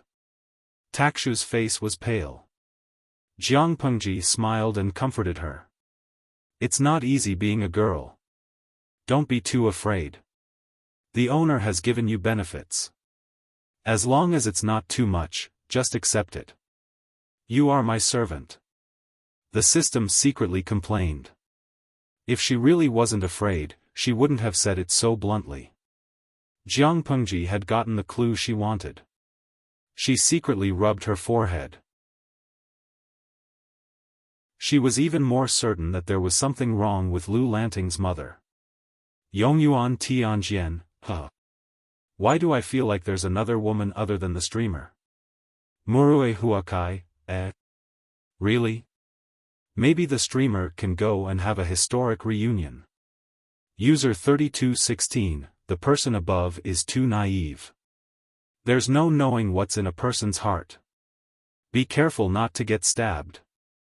User Ray 11, why do I feel like if there's another woman from another world, the streamer should be merciful if she doesn't stab her to death? Tudu Feichio, I agree with User Ray 11. The streamer's fighting power is at its peak. Jiang Pengji pondered as she scrolled through the bullet screen for inspiration. Then, she heard Takshu's voice. Second Lang Jun, are you still going to the family school tomorrow? Takshu helped her tidy up the rations and put them in different boxes. Mr. Wei sent someone to ask for leave yesterday. He said that he hasn't fully recovered from his cold and needs to rest for another 3 to 5 days. He doesn't want to spread the illness to Lang Jun. Lu Lanting's teacher was sick and had asked for leave for 3 days. Jiang Pengji did not expect him to still be ill. The family school? Jiang Pengji furrowed her brows. It was a place where children went to school. As far as she could remember, Lu Lanting did not like going there. Most of the time, she hired a teacher to teach at home. Jiang Pengji wanted to refuse, but many viewers wanted to take a closer look at the ancient family school. Jiang Pengji swallowed her words and said, I'll go tomorrow. I haven't been to the family school for a long time, and I don't know what it's like now. Takshu, remember to ask the butler to prepare some rations for Mr. Wei so that he can rest in peace. Chapter 35. No matter what era it was, a child's education was always a huge expense. Even a landowning family like the Lu family couldn't guarantee that every member of the family was a wealthy local tyrant. Some of the Lu family members who had fallen from grace could only barely maintain their dignity. For a family with an average income, the more children they had, the poorer they were. While they appeared to be doing well on the surface, their quality of life was very worrying. How could they afford to pay for their children's education when they could barely afford to eat? Therefore, the emergence of the family school greatly eased the burden on their children's education. The tutors and tutors were all paid for by the family. Many people only needed to send their children to the family school. There were 2 free meals a day, and if the children could not finish it, they could take it away. Every month, the family school would provide them with clean brushes, ink, and bamboo slips. In ancient times, the cost of going to school was very high. The poor could not afford to go to school, and their chances of making a name for themselves were much lower than those of the gentry.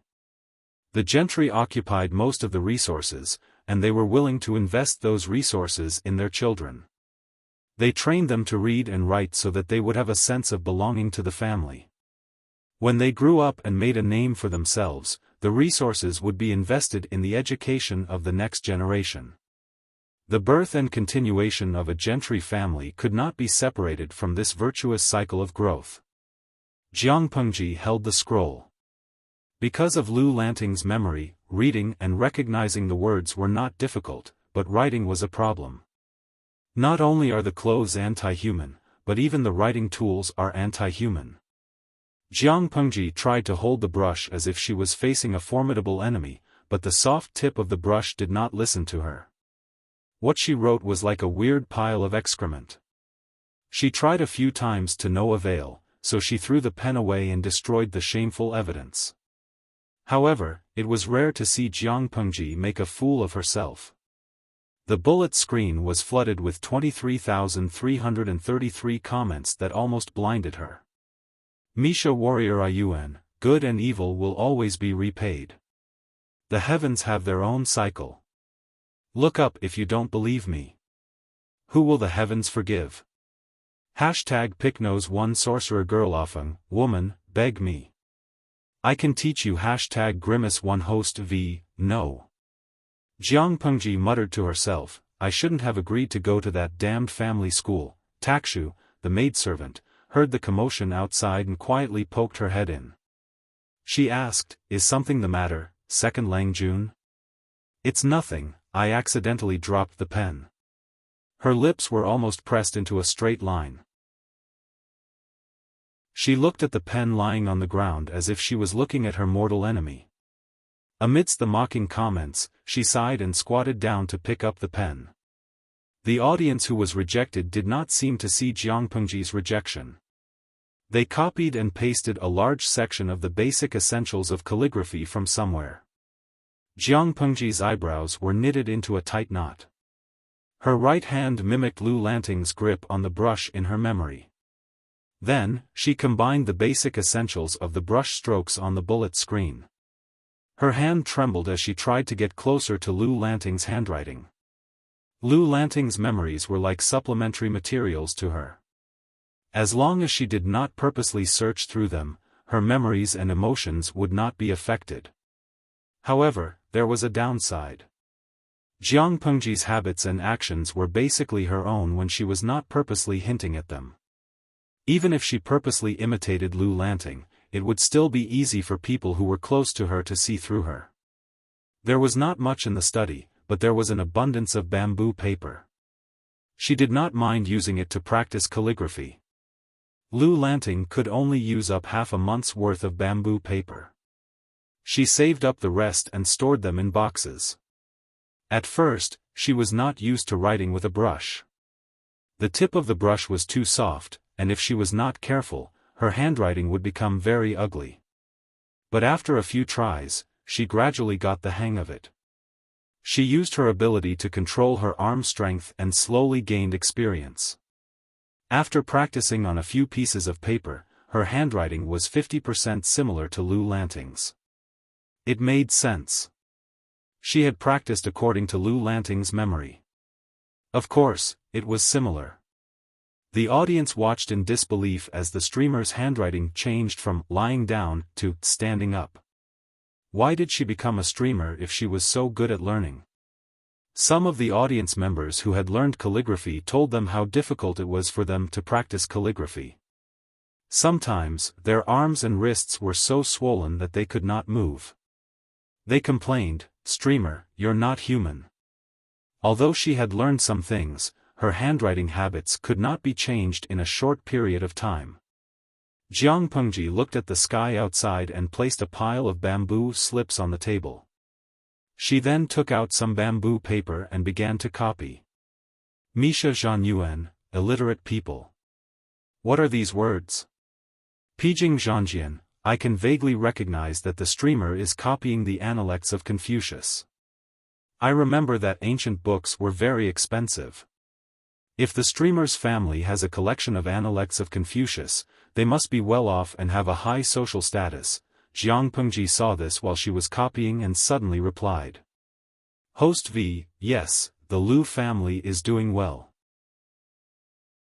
If I were a commoner, I would probably be in a bandit's stronghold, broadcasting how to tear people apart with my bare hands.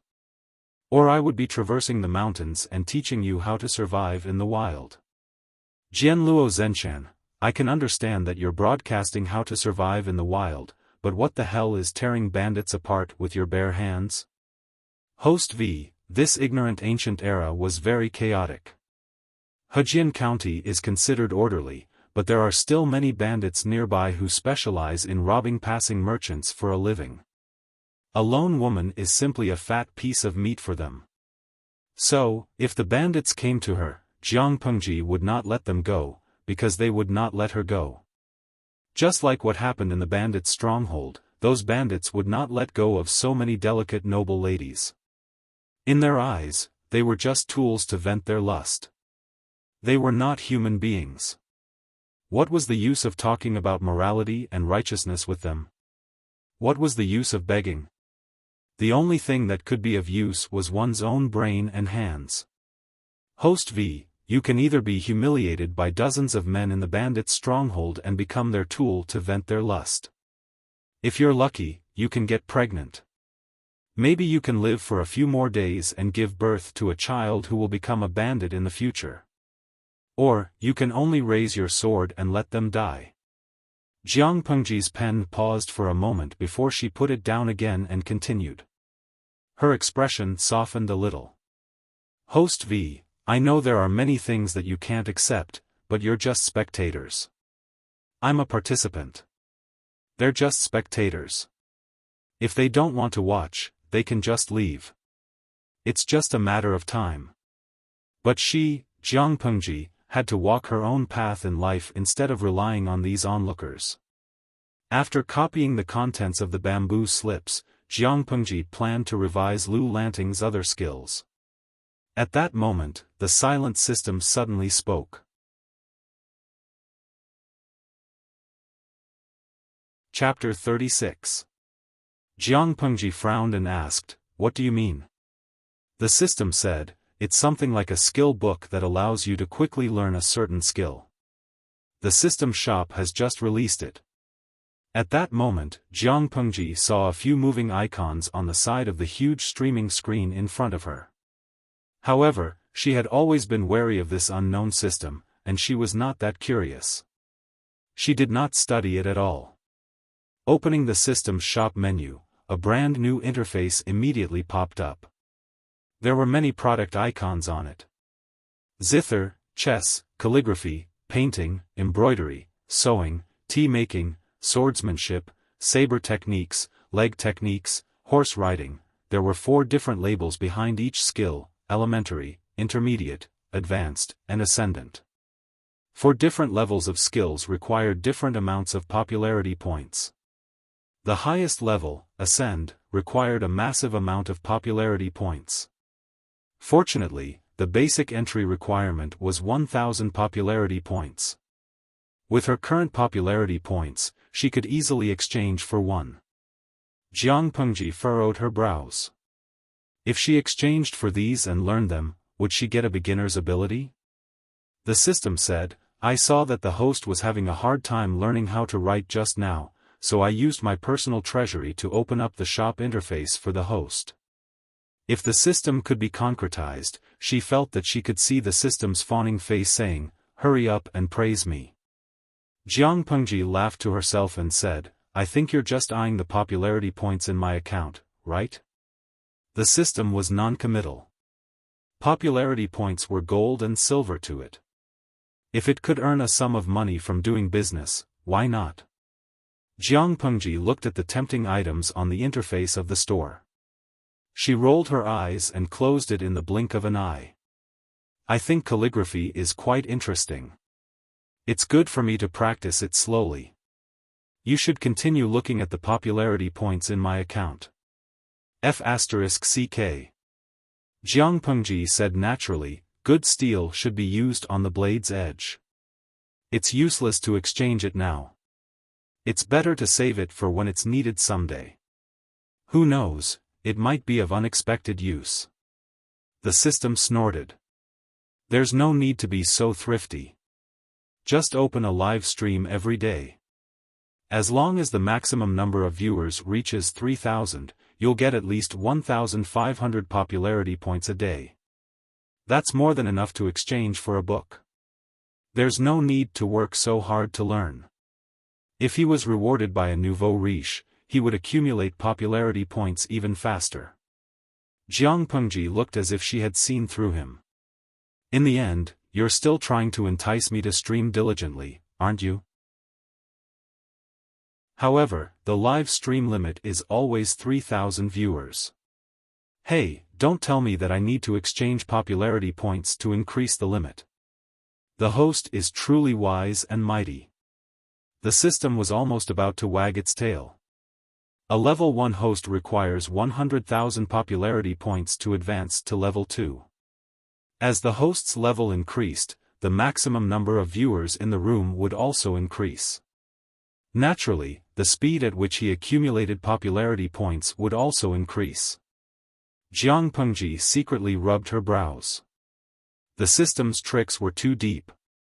The host can only upgrade his level with popularity points?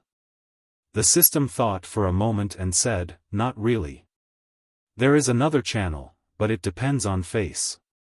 As a perfect plain live broadcast system, there were naturally many ways to play it. It was impossible to only have a single boring live broadcast. Jiang Pengji guided him, "What channel?"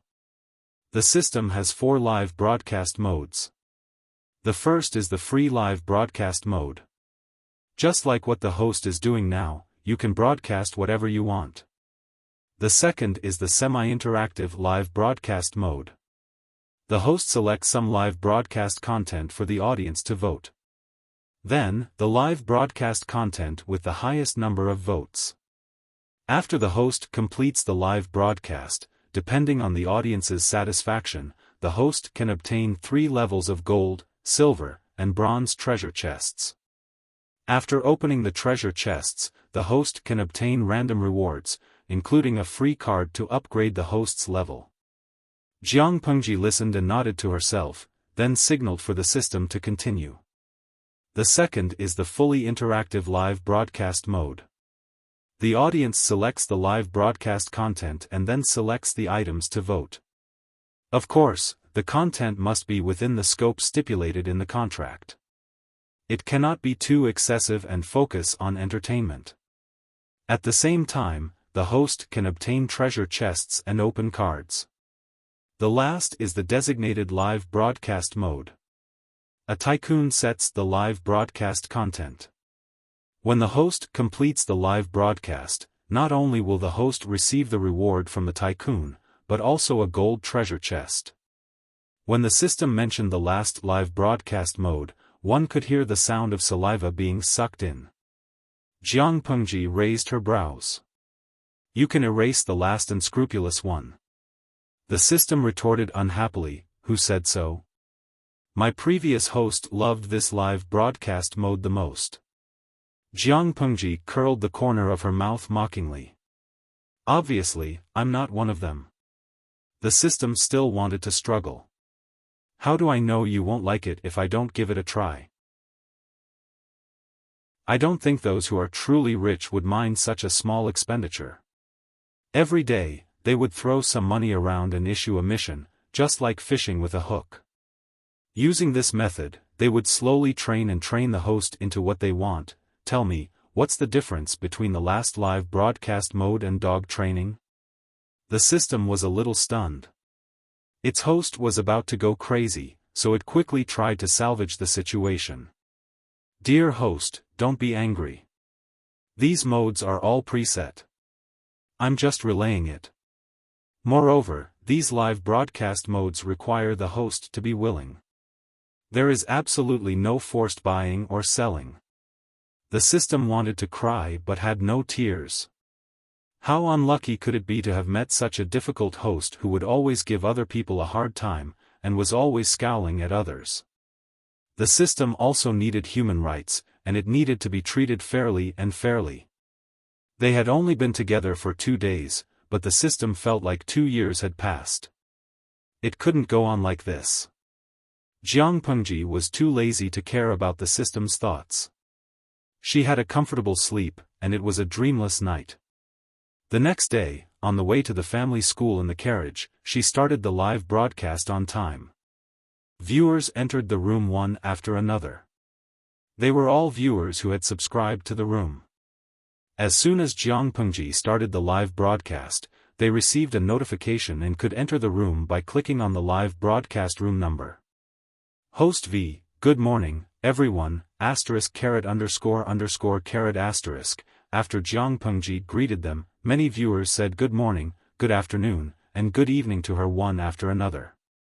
It seemed that there were many people with jet lag in this small live broadcast room.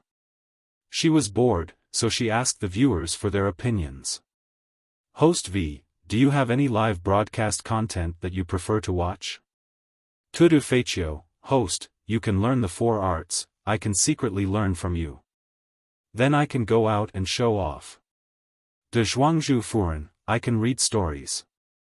I don't know what stories were like in ancient times. Will there be overbearing scholars who fall in love with me? Overbearing princes who fall in love with me? Overbearing masters who fall in love with me? Even if it's an overbearing county magistrate who falls in love with me, I don't mind. 23333 Dung Hai Guangzhu, go to brothels, drink wine, hug courtesans. Then have sex with girls. Jiang Pengji, young people in that dimension, do you know that your thoughts are very dangerous? Chapter 37. The Liu family's school was not big, and there were only 20 students. They ranged in age from 3 to 15. The size of the school, the number of students, and the age of the students were very different from what Jiang Pengji had imagined. She could not help but think back to her school days. De Zhuangzhu Furen, is this the ancient classroom? The conditions are so bad, and there are so few students. I wonder what the teachers are like. Dung Hai Guangzhu, this is good enough, okay? The literacy rate in ancient times was very low. There were very few people who could study, and the expenses were very high. The host is in the family school, and the conditions are very good. Most of the expenses are covered by the family. After all, whether it was the cost of hiring a teacher or the cost of writing brushes, ink, and paper for learning, the cost was not something an ordinary family could afford. Jiang Pengji randomly picked a table and sat down. She took out the bamboo paper that her maid, Takshu, and Xuanmei had cut out. She practiced her calligraphy as if there was no one else around. The other students took advantage of the absence of the teacher to review what they had learned the day before. Sorceress Feng, 23333. No matter what era it is, I feel like the habit of studying in the morning will never change. Misha Warrior Ahuan, yes, it's full of the feeling of studying in the morning. The other students tried their best to get a seat closest to the teacher. Only Jiang Pengji's table was at the back, which made her stand out.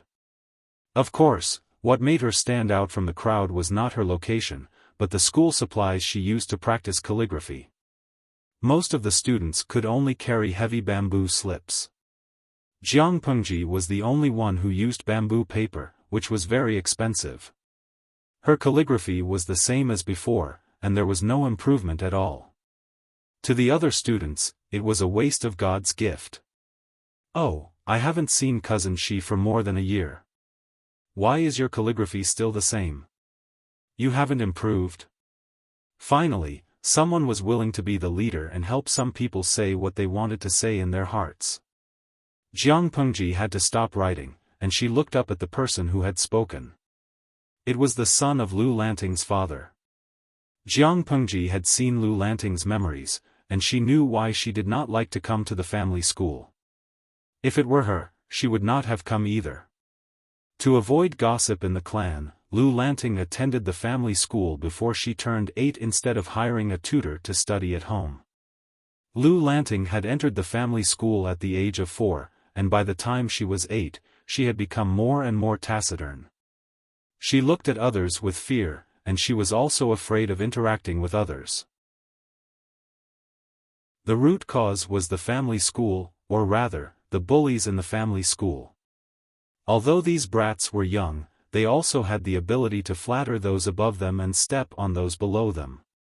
It was as if they were born with it. As a child, Lu Lanting was very skinny and shy. She blushed when she spoke too much. To some naughty children, she was the easiest target to bully. They did not have to worry about being discovered if they secretly ostracized her. At that time, Lu Lanting came to school in a different outfit. She also used the best brushes, ink, paper, and inkstones to study.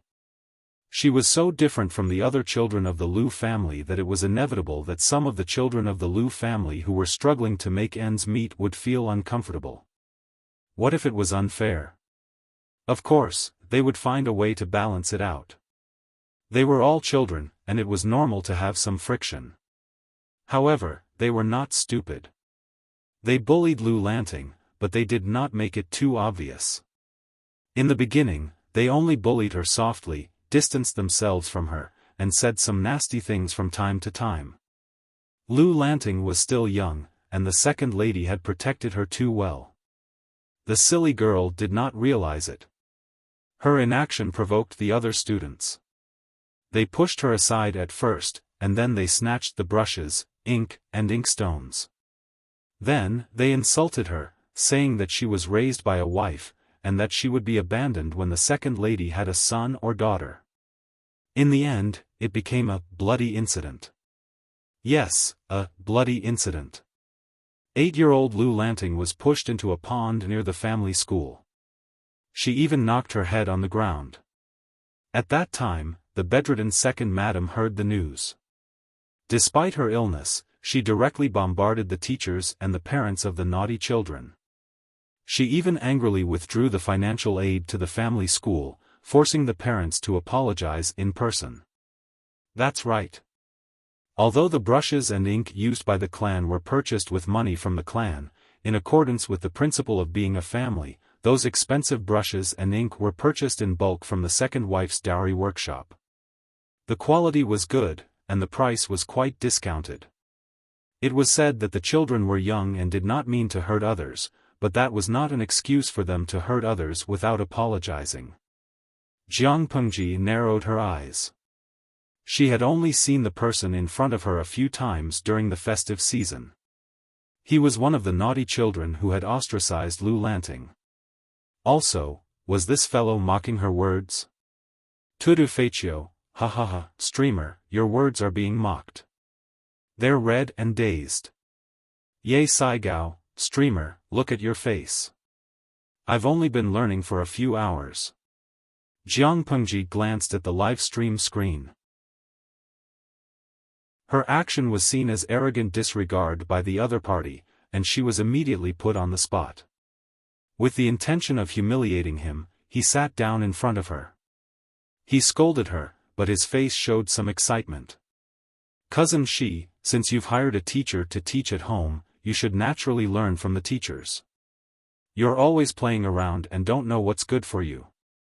If second uncle comes back to teach Cousin Shi, he'll be so angry that he'll fall.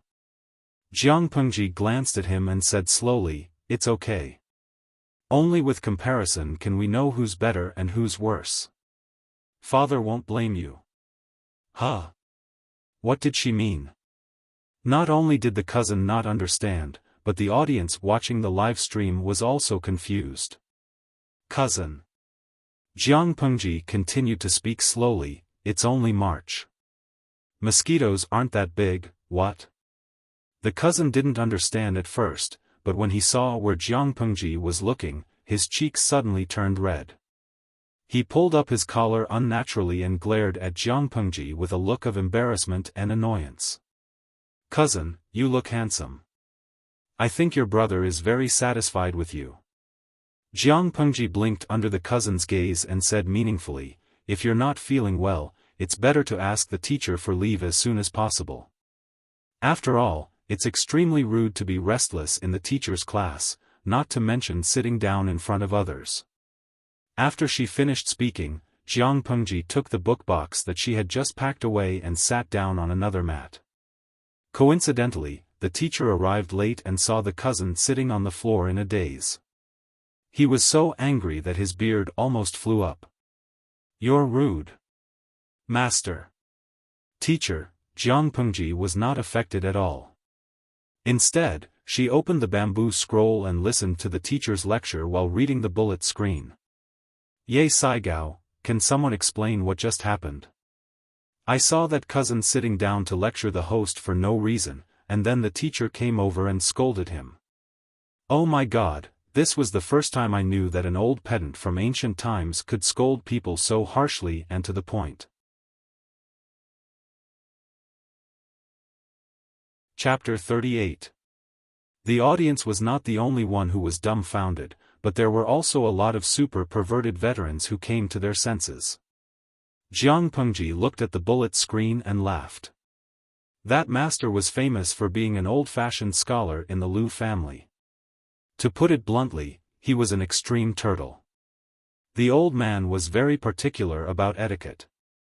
He would correct anyone who sat in the wrong position, let alone in front of him. Even in the ancient times, which naughty kid would not be beaten up if he took off his pants and walked around? Not to mention, that cousin's age was already considered a grown man in this era. Tudu Faccio, 2333. I understand. That little boy might have had sex last night. The host kindly let him go back to rest. He had indeed had sex, but the person he was having sex with was not a girl, but a proper man. Jiang Pengji was very sensitive to smells.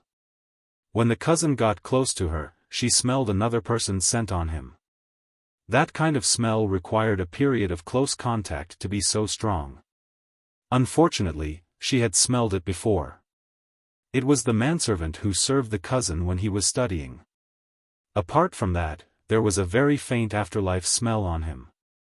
Plus, there was a little strawberry on his neck, and his walking posture was a little unnatural. TSK, TSK. She could not help but sigh. Children in ancient times were really king open-minded. Wuxian, I understand. This is what my party says, senior gay, start from a baby.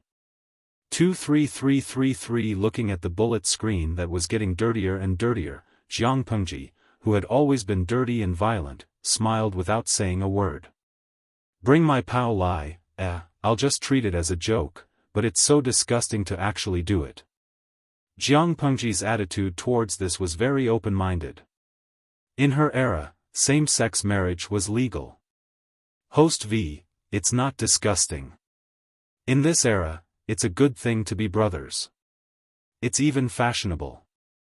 As the saying goes, as long as the red flag at home doesn't fall, colorful flags will flutter in the wind outside. Having a concubine on the left and a gay man on the right, talking about romance and poetry was a very common phenomenon. Jiang Pengji had searched through Lu Lanting's memories. That was indeed the case. Men preferred fair skin, and they dressed in brightly colored clothes.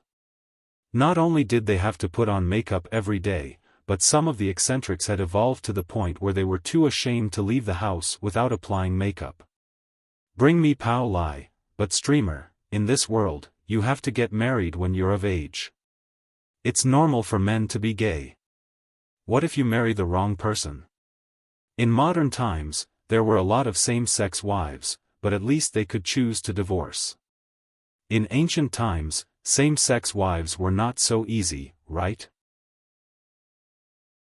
No matter how disgusted he was, he could only pinch his nose and live with it for the rest of his life. Jiang Pengji had never thought about this problem, because in her mind, there was no concept of a marriage. She rolled her eyes and thought about how to deal with the audience. Host V, no matter how delicate and beautiful a man is, his gender is not right for me. I don't even have sexual interest. Everyone fell silent. In the next second, the system prompted the audience, Yuri Saigao, to reward 520 lovers' hearts. Lovers' hearts cost the same as lollipops, but the latter had a pink heart symbol. Tudu Feichio, it's so exciting. I like such an honest and cruel streamer.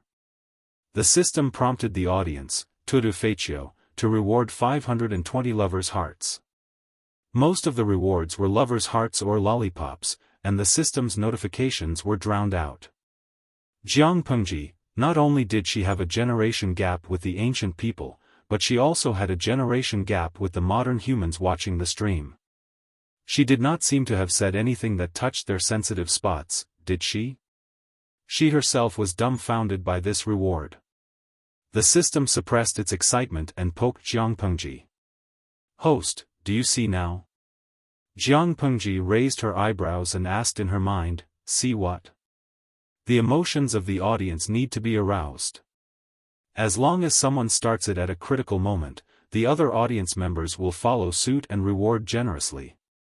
So, do you want to hire me to be your water army and reward you occasionally? When the system said that, Jiang Pengji could imagine a smiley face with a flattering look, winking at her. Jiang Pengji rejected it immediately. No way. The system was angry. When could its host have the self-awareness of a streamer? This was a very common method in the industry. It was not fake.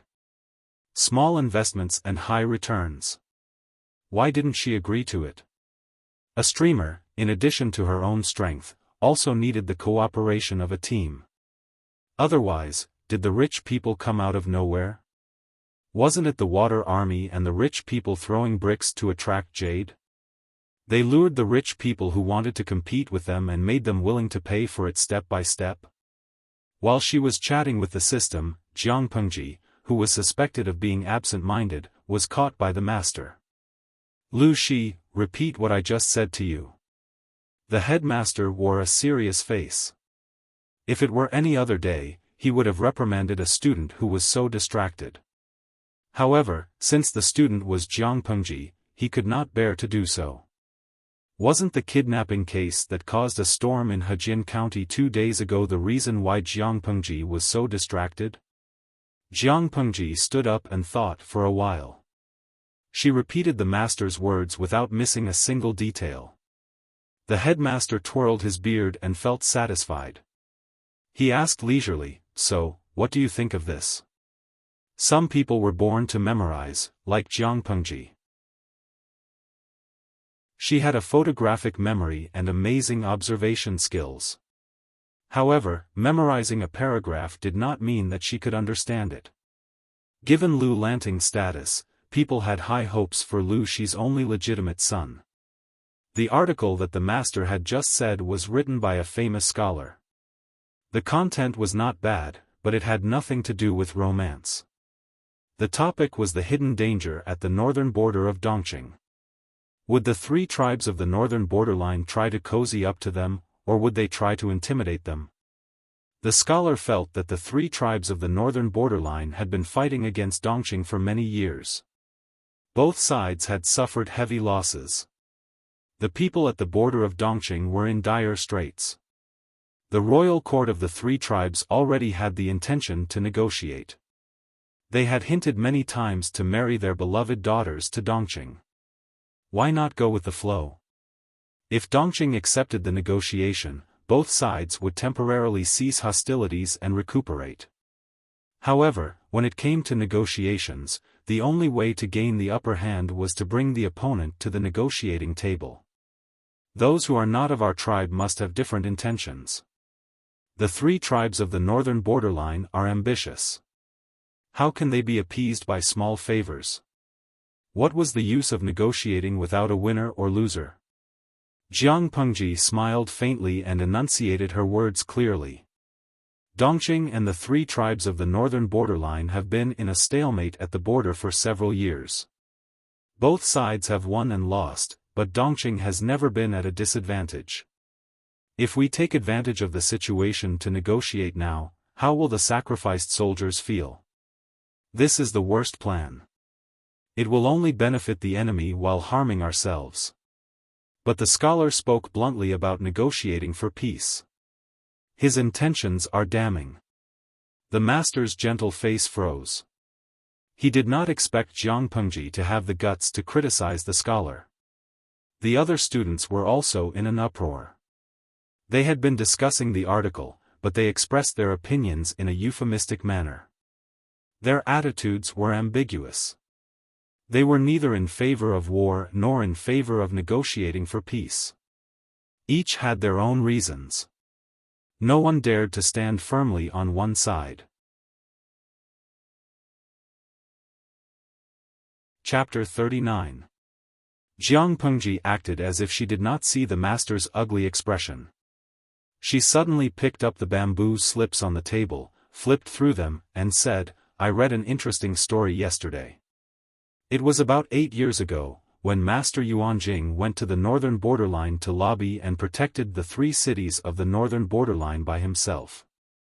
Speaking of this, the master seemed to have thought of something, and his face turned pale.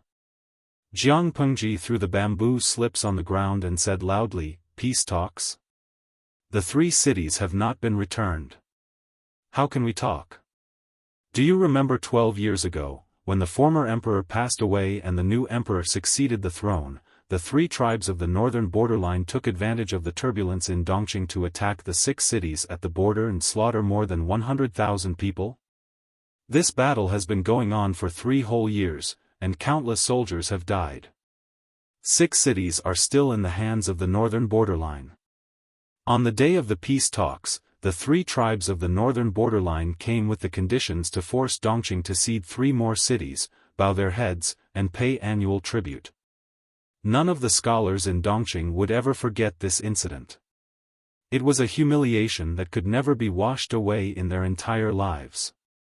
When the royal family of Dongqing advocated for peace talks, there were many strong Confucian scholars who protested to the death. In the end, Master Yuanjing fought with the barbarians of the 3 tribes and got back 3 of the cities after much difficulty. Of course, outsiders like us don't know the situation at that time. We only know that the barbarians of the northern borderline were only willing to return 3 cities. The other 3 cities were still in the hands of the 3 tribes.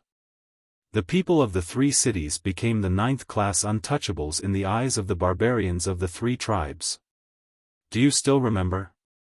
For the 3 cities, the friction between Dongqing and the 3 tribes of the northern borderline at the border had not stopped for years. If we continue to negotiate now, the 3 cities will never be returned. That great Confucian is so shameless. Just a few words, a few curses, and a few empty and stupid words, and he's actually willing to hand over the 3 cities. Peace talks? If you want to talk, we can talk about it after the 3 cities are returned. It was ridiculous that the great Confucian scholar thought that he could give away the Empress concubine and hope that she could enlighten the barbarians of the 3 tribes of the northern borderline. It was such a noble task. Why not sacrifice and send all the women in his family for peace talks? Of course, in addition to this, there is another important reason why we can't negotiate. It's the 4 factions of Nanman. Jiang Pengji had seen the great universal geographical map hanging in the study yesterday. As one of the 5 countries, Dongqing's geographical location was somewhat awkward. Not only was it connected to the 3 tribes of the northern borderline, but it also had a junction with the 4 tribes of Nanman. Unfortunately, these two places were full of aggressive tough bones.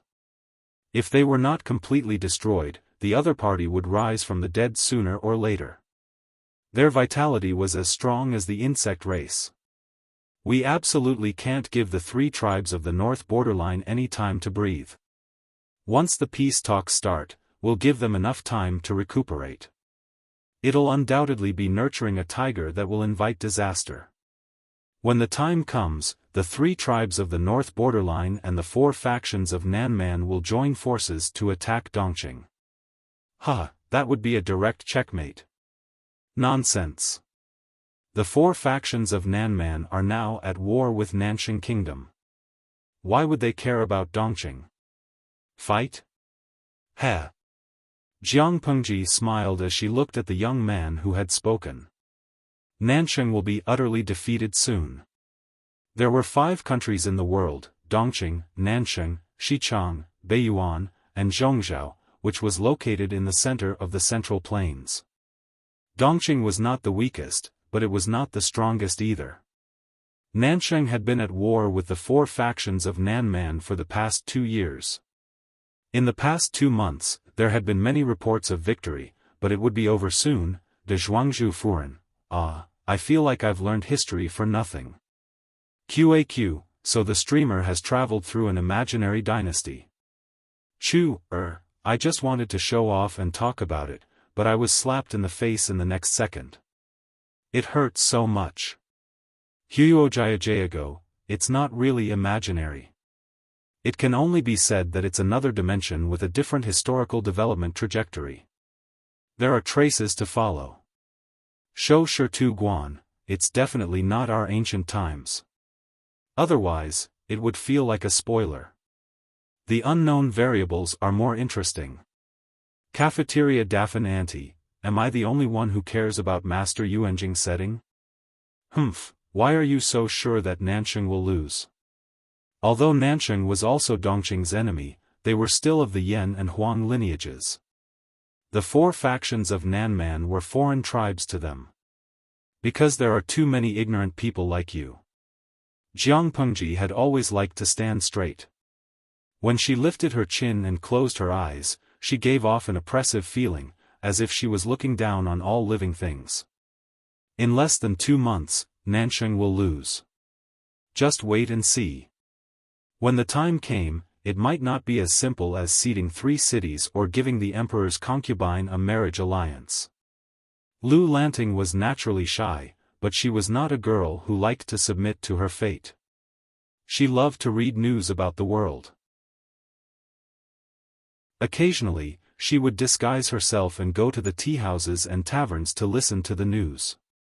That was usually the place where news circulated and gossip spread. Jiang Pengji had her memories. She had glanced at the great universal geographical map hanging in the study room and knew the geographical locations of the 5 kingdoms. From what she could see, Nanxing was indeed very dangerous.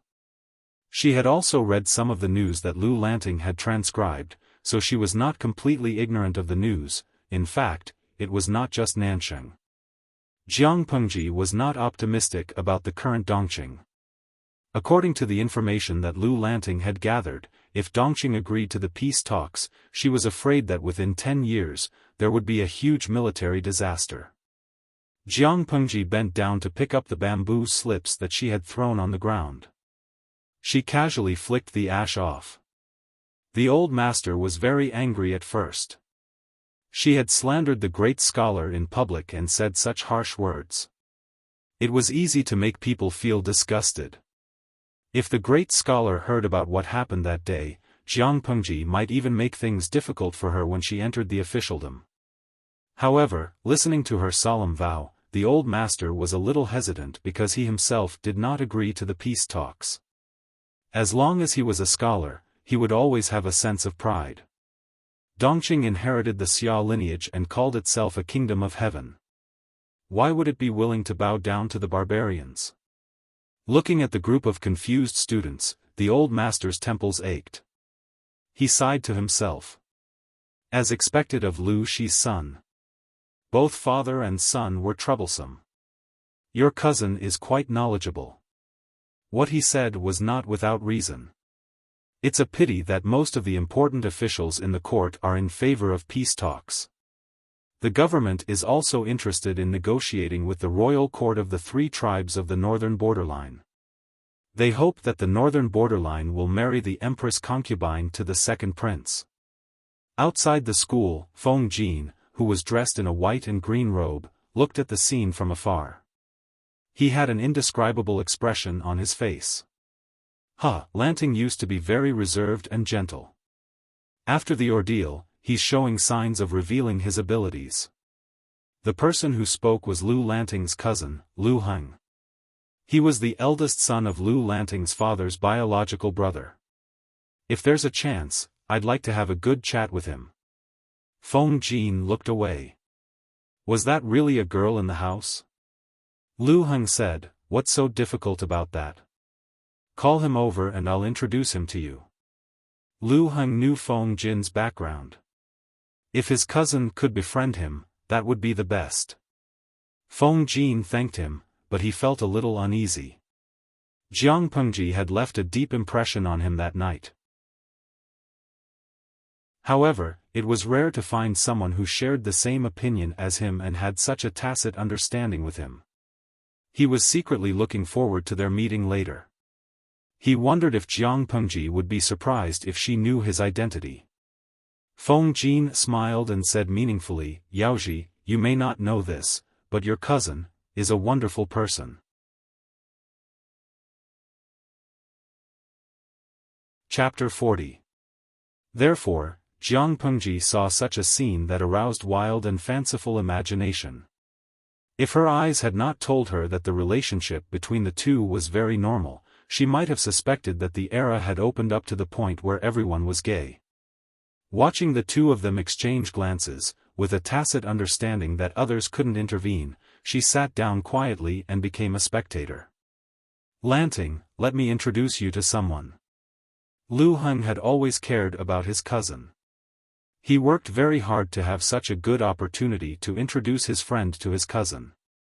Cousin Heng, there's no need to introduce me. I know this person. Huayu is so mischievous. Why did you make a fool out of my honest and simple cousin?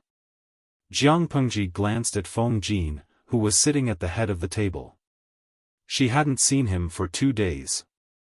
The guy who had been chased for thousands of miles and had to kill his beloved pet to appease his hunger was pretty decent after he cleaned himself up. Huayu? Lu Heng was startled. That was Feng Jin's courtesy name. They were so familiar with each other that they could call each other by their courtesy names?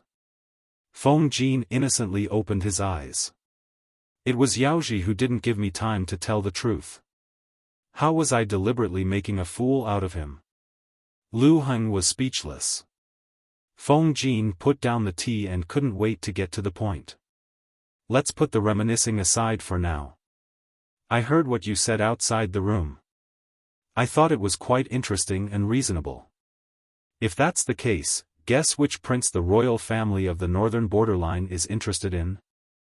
Jiang Pengji was a little disinterested.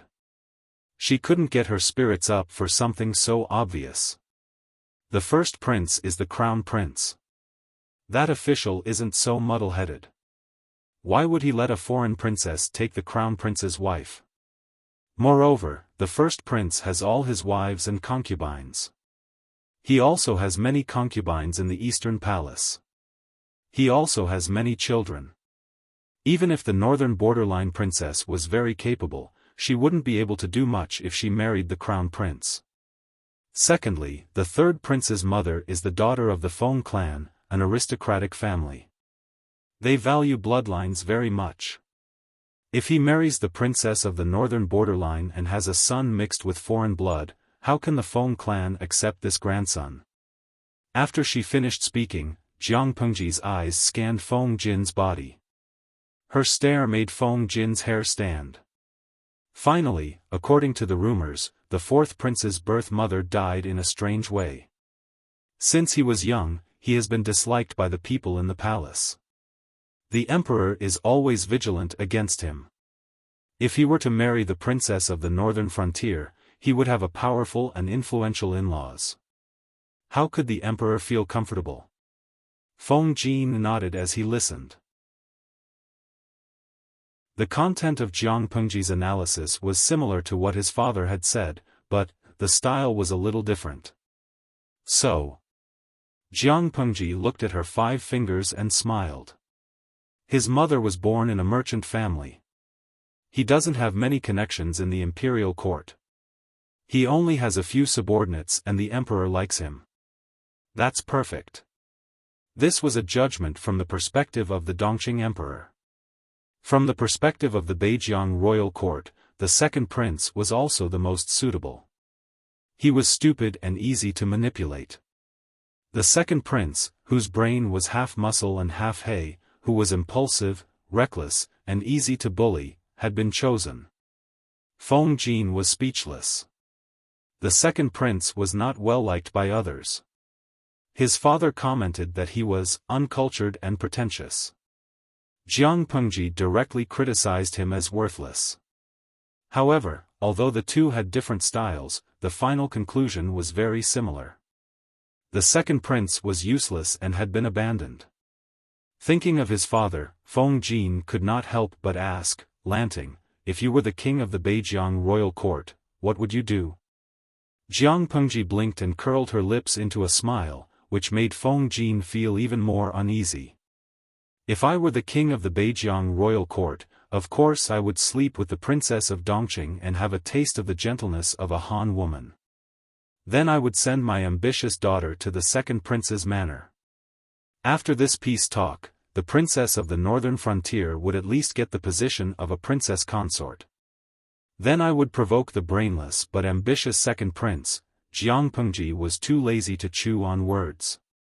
When she was in school, she had always passed history and culture classes with a passing grade. The second prince is a very interesting person, but one can't blame one's parents for being stupid. If used well, it is a sharp knife that can stab whoever it points at.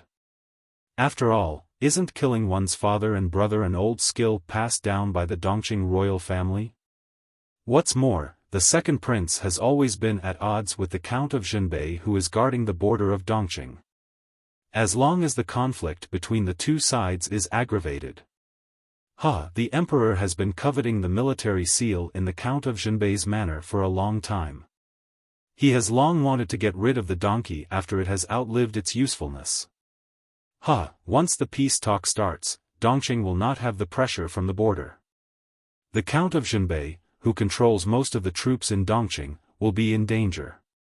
It was not that there were no wise monarchs who were suspicious, but the emperor of Dongqing was only left with suspicion. When the birds are gone, the fine bough is hidden. When the cunning rabbit is dead, the hound is cooked. Although she felt that the words of the ancient times were unreasonable and anti-human, some of the words were quite reasonable. As long as there is a problem with the Count of Zhenbei's residence, the northern borderline will immediately turn hostile. When that time comes, I think the courageous and resourceful princess of the northern borderline will achieve her goal and completely drive a wedge between the second prince and the emperor.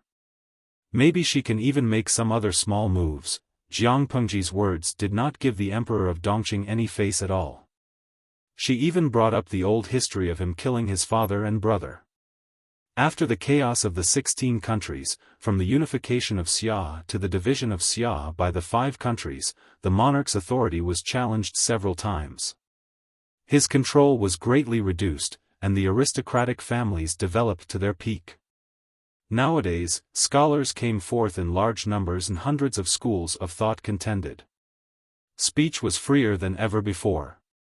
If these words were said in other times, it might bring about a fatal disaster, but at this time, it was not as serious as insulting the aristocratic families on the streets. Therefore, Lu Heng and Feng Jin's expressions only changed slightly after Jiang Pengji said that. After Feng Jin heard this, he sighed. My father thinks so too. If we talk about peace, it is a small matter to force the people to remonstrate with death or to condemn by word and pen. I'm afraid that the Count of Zhenbei's residence will be feared by the emperor. When that time comes, the royal court of the northern borderline will use a knife to kill us and get rid of the thorn in their eyes. Speaking of this, it was necessary to mention the current trend of Dongqing, to respect the literate and suppress the military. The founding emperor of Dongqing was a traitor of the previous dynasty. He betrayed and killed his lord, which was why he had everything he had today. Perhaps they were afraid of this in their bones, so they were very strict with the generals and vigorously supported the literate. Generation after generation, the generals became more and more useless. Now, the Count of Zhenbei's residence was the only thing that Dongqing could use. If it was also courted by incompetent teammates, then it would be terrible. Jiang Pengji said seriously, "This is hard intelligence, it can't be saved." Unexpectedly, Feng Jin was very studious and asked seriously, "What is hard intelligence?" At this time, the audience watching the live stream could not help but send out bullet screen comments one after another. Wufa Wu Tian, red hot, dazed, hard intelligence means acquired cerebral palsy, it can't be saved 2333. De Zhuangzhu Furen, what you said just now, if it was in a TV series, it would be enough to exterminate 9 generations. I didn't expect my elder cousin and the handsome young man to accept it so calmly. Especially the elder cousin's gaze, it was as if he wanted to drag his naughty child back to the kennel. What nonsense are you talking about? I'm dying of laughter. I've already taken a screenshot, new emoji GTE.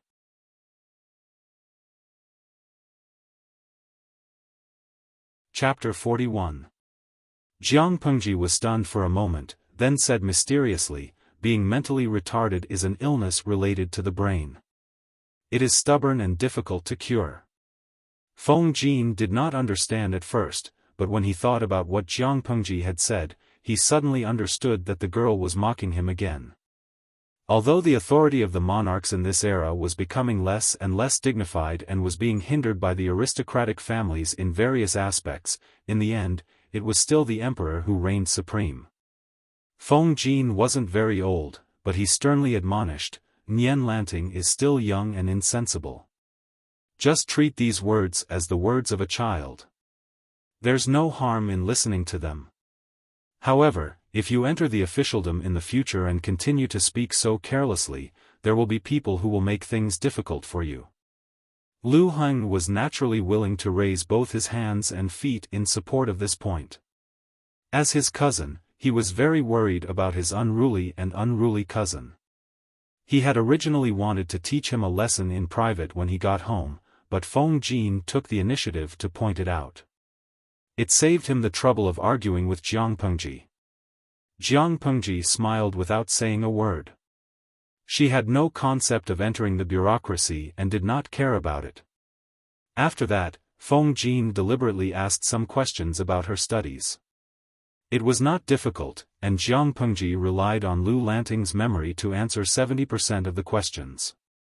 Feng Jin suddenly changed the topic and said to Lu Heng, "Forgive me for being blunt. Although the family school is not bad, Lanting studies here will be delayed." The family school itself was a huge investment with no short-term returns.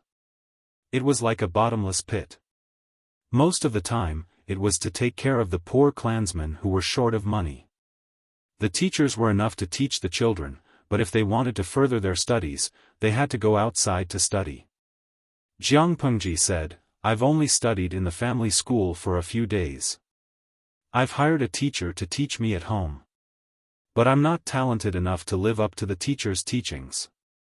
Not only did I not learn much from him, but I also made a fool of myself." Lu Heng listened and agreed with Feng Jin's words. He had always felt that his cousin was intelligent and sensible, but he was a bit introverted and did not like to talk or play with others. His studies were mediocre. It must have been due to his previous experience in the family school and the lack of guidance from the teachers. Feng Jin continued to ask, "May I know who the teacher is?" Jiang Pengji did not understand, but before she could answer, Lu Heng said, "It's Wei Yuan, Wei Gongchao." Jiang Pengji's current master's surname was Wei, and his first name was Yuan. In Lu Lanting's memory, the teacher was very strict and would scold her for the slightest mistake. The young girl was afraid of him. No wonder. So it's Mr. Wei Yuan. Feng Jin had a look of understanding on his face. He was young, but he was familiar with all the famous Confucian scholars and scholars, not to mention Wei Yuan, who was talented but resigned due to his personality. In his eyes, Wei Yuan was a wonderful person who would fire his superiors if he didn't agree with him. He spoke bluntly and shook his head. Mr. Wei Yuan is indeed talented, but he is not suitable for Lanting. If possible, it would be better for you to find another teacher. Based on that night alone, Feng Jin could tell that Jiang Pengji was not someone who would be content with the status quo. Learning from the rigid and strict Wei Yuan, the master and disciple pair would sooner or later fall out due to disagreements or other reasons, unless one of them was willing to compromise. But was that even possible? Wei Gongchao was stubborn and unyielding. He would fire his superior, not to mention Lu Lanting, who was only his student. Find another teacher? Lu Heng did not expect Feng Jin to say something like that. He was put in a difficult position. In this era, a teacher for a day, a father for life was not as simple as it seemed. Jiang Pengji, on the other hand, did not show much of an expression. Feng Jin smiled. Mr. Yuanjing is opening an academy in Langyi County. If you are interested, you can give it a try. Mr. Yuanjing? Lu Heng was surprised at first, but he could not suppress the joy on his face. Huayu, are you serious? Jiang Pengji listened quietly, and information about Mr. Yuanjing popped up in her mind. Speaking of which, this was also a setting that was very much like Tom Su's Prince Charming. He was the dream lover of all the girls in Dongqing and the other 4 countries. Mr. Yuanjing was a great scholar in Dongqing. He was born with auspicious signs, and his childhood experience was even more extraordinary. He met a deity at the age of 7 and was blessed by the deity, who cleansed his marrow and changed his bones. Before he reached his 20s, he was already well versed in astronomy and geography. He was proficient in the 5 elements, 8 trigrams, Qimeng, and Duanjia. He was also proficient in music, chess, calligraphy, and painting. He was even proficient in agriculture and water conservancy. He knew business and military strategy. He was a walking demon. This great scholar became famous 8 years ago when he argued with the envoys of the 3 tribes of the northern borderline. Not only did he demand the return of the 3 cities, he even made the envoy who came for the peace talks vomit 3 liters of blood. He died after a few days of recuperation. His words could really kill someone. Since then, he had become famous. While Jiang Pengji watched the drama unfold, Lu Heng's cousin was a little nervous. It's not that I don't believe in Lanting, but she's still young. She was held up by the family school for 4 years. Later, Mr. Wei Yuan taught her at home, but she still fell behind in her studies. I'm afraid she won't be able to do well in her studies. How can she become Mr. Yuanjing's disciple? There was only one Master Yuanjing, but students who wanted to learn from him could line up from Dongqing to Xichang. There were too many monks and too little porridge. Master Yuanjing's fangirls were too powerful. How could the petite Lanting overcome so many obstacles and finally become Master Yuanjing's disciple? Lu Heng was biased towards his cousin, but he knew how unrealistic it was for her to get a place. However, if she could really become Master Yuanjing's disciple, the benefits would be huge. It would be enough for his cousin to benefit for the rest of his life. Feng Jin looked at Jiang Pengji meaningfully. I don't have much confidence if it's someone else, but if Lanting goes, all she has to do is report her family name and Master Yuanjing will definitely give her face. Even if he doesn't take her in, she can study peacefully in the school. Are my parents old friends with Master Yuanjing? Lu Lanting did not remember such a thing. Feng Jin had heard this from his father by chance. We have some history with your mother. It was said that Master Yuanjing had been very poor in his early years. He was the son of a poor family and almost could not continue his studies because of his lifestyle. Later, in the middle of a snowy winter, he met Lu Shi's wife and received money from her.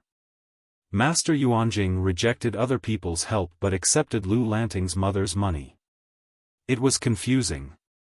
Of course, no matter how confused they would not think that Master Yuanjing was a pedophile. Master Yuanjing was already a young man then, while Lu Lanting's mother was only 6 or 7 years old. However, your mother is really knowledgeable. She only said that the money today was only in exchange for a promise in the future. If Master Tian Yuanjing becomes famous one day, she hopes that you can teach her children a thing or two in the future. This is really funny, a 6-year-old little girl saying this to a young man in his 20s. Just thinking about it made one feel dumbfounded.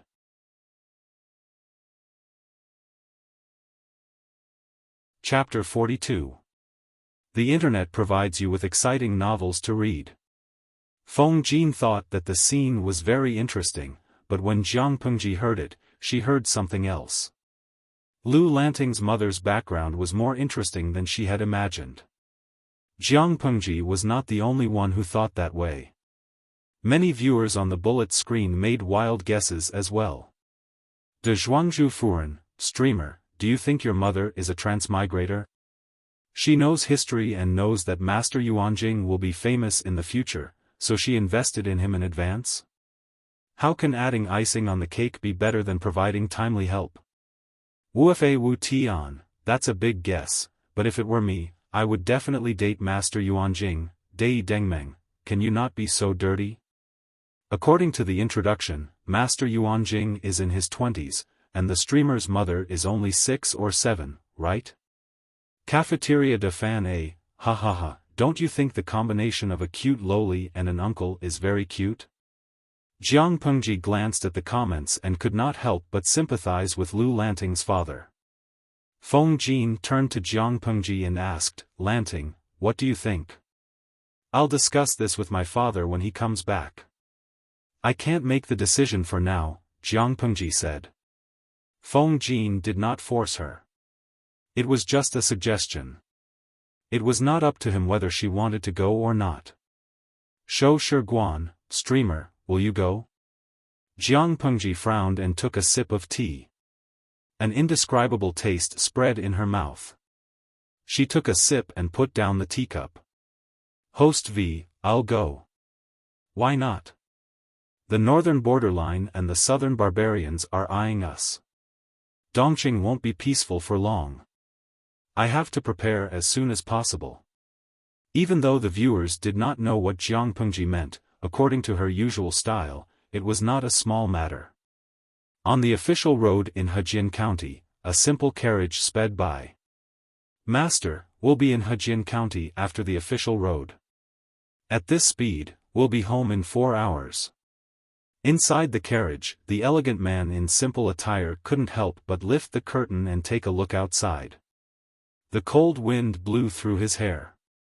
This person's eyes were like stars, and his eyebrows were like knives. His appearance was extraordinary, but his face was abnormally pale. His cheeks were slightly red, and there were dark circles under his eyes. The blue robe on his body made him seem extremely thin and weak, as if a gust of wind could blow him away. He was holding an urgent letter in his hand. His fingers were so pale that they turned purple. It was obvious how anxious the owner was. Yesterday, he received an urgent letter from home.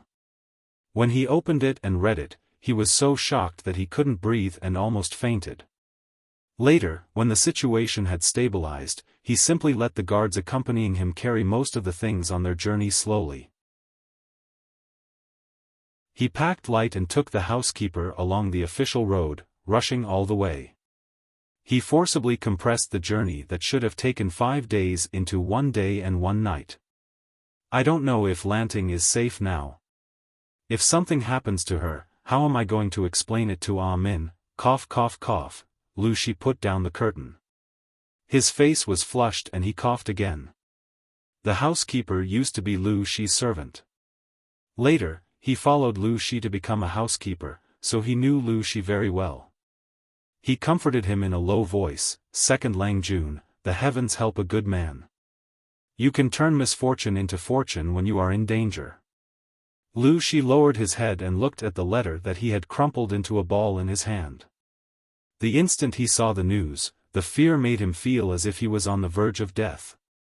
He did not dare to imagine that if Lien Lanting had really lost her life, would he have followed his daughter to the afterlife? Lu Shi hurried all the way back to his home that he hadn't set foot in for a few years. Fortunately, the gatekeeper was the same old man who recognized him. Otherwise, he wouldn't even be able to enter his own house. He would have been kicked out because he was poor. As soon as Lu Shi returned, he went to the second lady's room. The strong smell of medicine in the room made him frown. He stopped the second lady from getting up and bowing. "You're not feeling well. You don't have to get up. Just lie down and talk. Brother-in-law, aren't you coming back in a few days?" The second lady didn't comply. Instead, she slowly got up and leaned on the table to find a comfortable position. She still called Lu Shi the way she used to call him. "Is it because of Lanting?" Lu Shi said, "I rushed back as soon as I received the letter. Those bandits are really bold. How is Lanting now?" The second madam shook her head, and a faint smile appeared on her sickly pale face. She comforted Lu Shi and said, "Brother-in-law, you're usually so rational and careful. Why are you so confused when you're with Lanting? Did you see any signs of a funeral on your way back? My daughter, Lanting, is fine. Her teacher is sick and asked for leave, but she can't delay her studies. She went to the family school this morning. There's still an hour before school ends." Lu Shi thought about it and realized that it was true. The Lu residence was a little desolate, but there were no white banners. He was too worried and didn't notice it. Otherwise, with Lanting's status, if she passed away, wouldn't the entire Lu residence be in tears? "I was too careless." Lu Shi's furrowed brows finally relaxed. He seemed to have let go of a huge burden and a smile finally appeared on his face. The second lady said worriedly, "But Lanting was really in danger this time. When she comes back from school, you have to teach her a lesson. A gentleman doesn't stand under a collapsing wall. Although she's smart and courageous, if she's not careful, she'll be doomed eternally. How can my sister feel at ease when she's in the afterlife?" Lu Shi hurriedly asked, and the second lady told him what Jiang Pengji had told her. The more he listened, the brighter his eyes became. "When Lanting comes back, I'll talk to her." Lu Shi's words carried an obvious smile. Even the corners of his lips, which had been pursed all year round, lifted a few degrees, making his entire face look lively. If one were to say that he was as rigid as a wax statue before, then he was now filled with life and became lively and bright. The second lady watched the changes in Lu Shi and clenched her fists under her sleeves to suppress the stinging pain in her chest. She looked at him from head to toe and smiled. "Brother-in-law, you've been traveling all the way and you're covered in dust. Are you going to see Lanting like this?" Lu Shi's most anxious thing had been put down, so he had the time to take care of himself. The second lady could not help but cover her lips with an embroidered handkerchief to tease him. "Since Lanting hasn't returned, go and freshen up. Don't embarrass yourself in front of her. Lanting has often heard of how her father was when he was young. When he went out, all the noble ladies would throw fruits at him. If he sees you like this when he comes back." Dreams were plentiful, but reality was harsh. Lu Shi had never been able to resist his sister-in-law's sharp tongue. He could not help but smile bitterly. "You're already this sick. Why don't you take good care of yourself? How can you still have the energy to make brother-in-law happy? Take good care of yourself. I'll go back to the main residence to freshen up. I don't want Lanting to be disappointed." The second lady watched Lu Shi's back until even the corner of his clothes could not be seen. Then, she slowly loosened her clenched fists.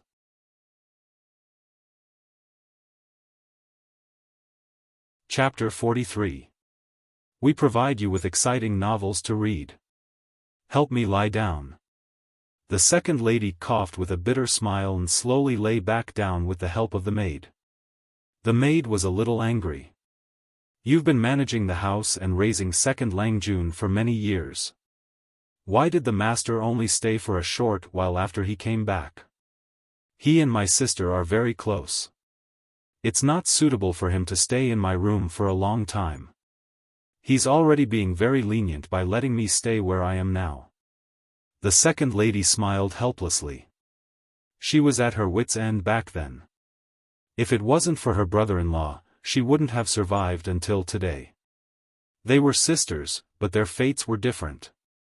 Even if she told herself not to be jealous and that she should be grateful, she still felt heartbroken sometimes. Moreover, she had treated Lanting as her own daughter, but this was the end result. The maid was confused. She had just bought into the manor a few years ago, so she didn't know much about the grudges of the previous generation.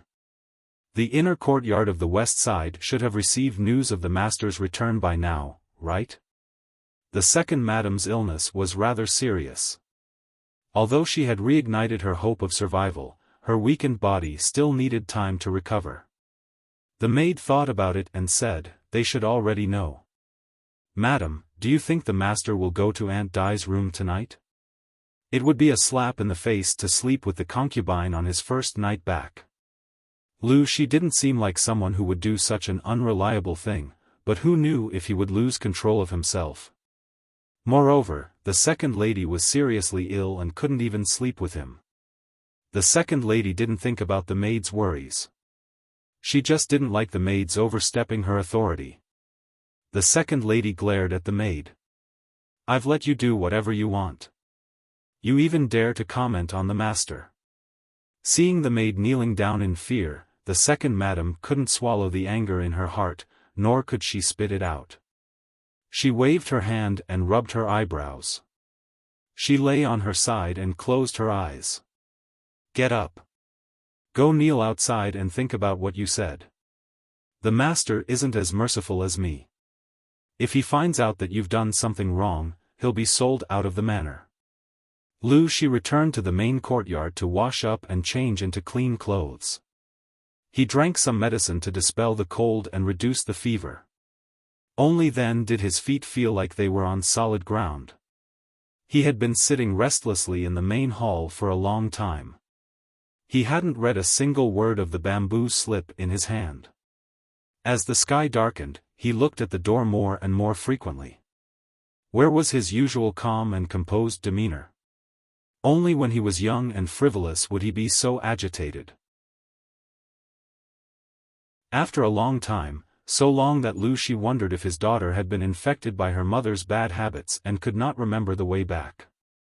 When he looked at the door for the 33rd time, someone finally reported, "Master, second Langjun is waiting outside. Quickly call Lanting in." Lu Shi's breath stagnated. He looked at the bamboo slip in his hand and felt a little uncomfortable. He put it aside and hid it. He was afraid that his daughter would misunderstand and think that he was going to test her when he just came back. That was what Jiang Pengji saw as soon as she entered the room. A strange man was sitting upright at the head of the table.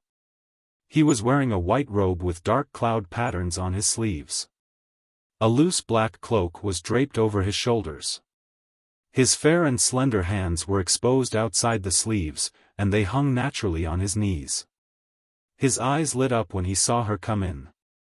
His long hair was still damp, and his clothes were very clean, which meant that he had washed up not long after he came back. When he saw her, the muscles on his face were a little unnatural. His hand subconsciously moved, showing that he was nervous and uneasy. Jiang Pengji approached and bowed to him.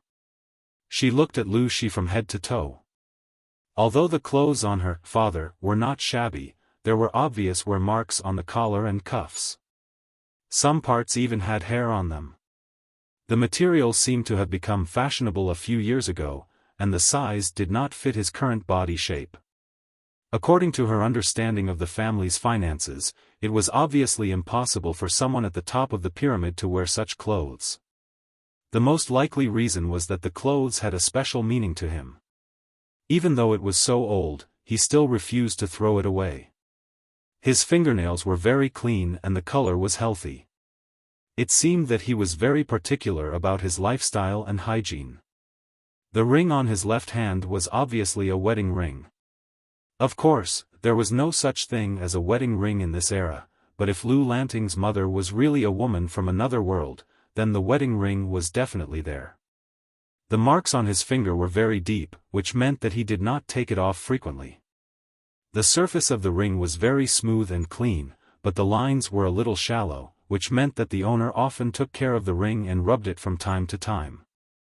The smell on his body was very clean. There was no smell of a second person.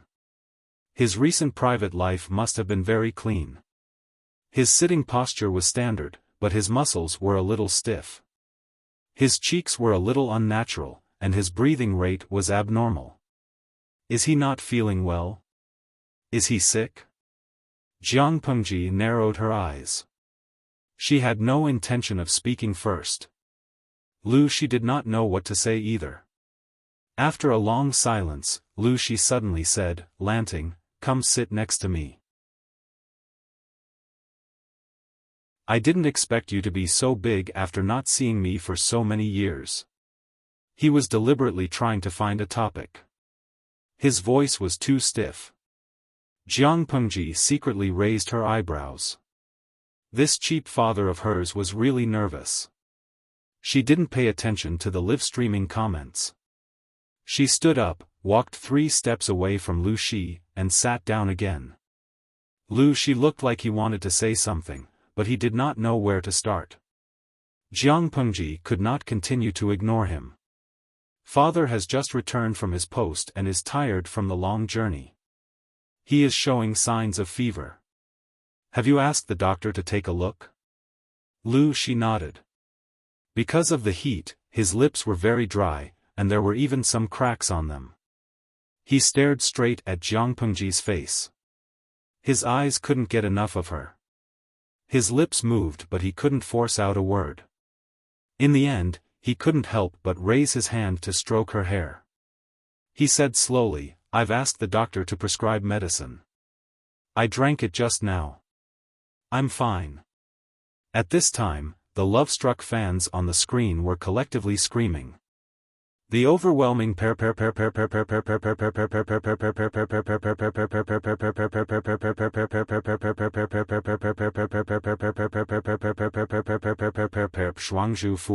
Oh. Host, do you still need a stepmother? Someone who went to college and can do laundry, cook, and play games? Cafeteria Daffin Auntie, this is a desperate world. Didn't they say that the ancient people were ugly? Why is it that the host's family is full of beautiful men and women? Even the host's father is so beautiful that I want to lick him from the top of his head to the bottom of his toes. My sick and weak father. Zizai Mei Nan, the host's handsome father made me come out. The touching just now made my heart beat wildly. Yisheng Wushui Miao Miao, */w***, host, does your father have mermaid lines and an 8-pack? Jiang Pengji glanced at it and her mouth suddenly froze. No matter what era it was, appearance was important. Host V, it's a pity. From what I see, he's so skinny under his clothes.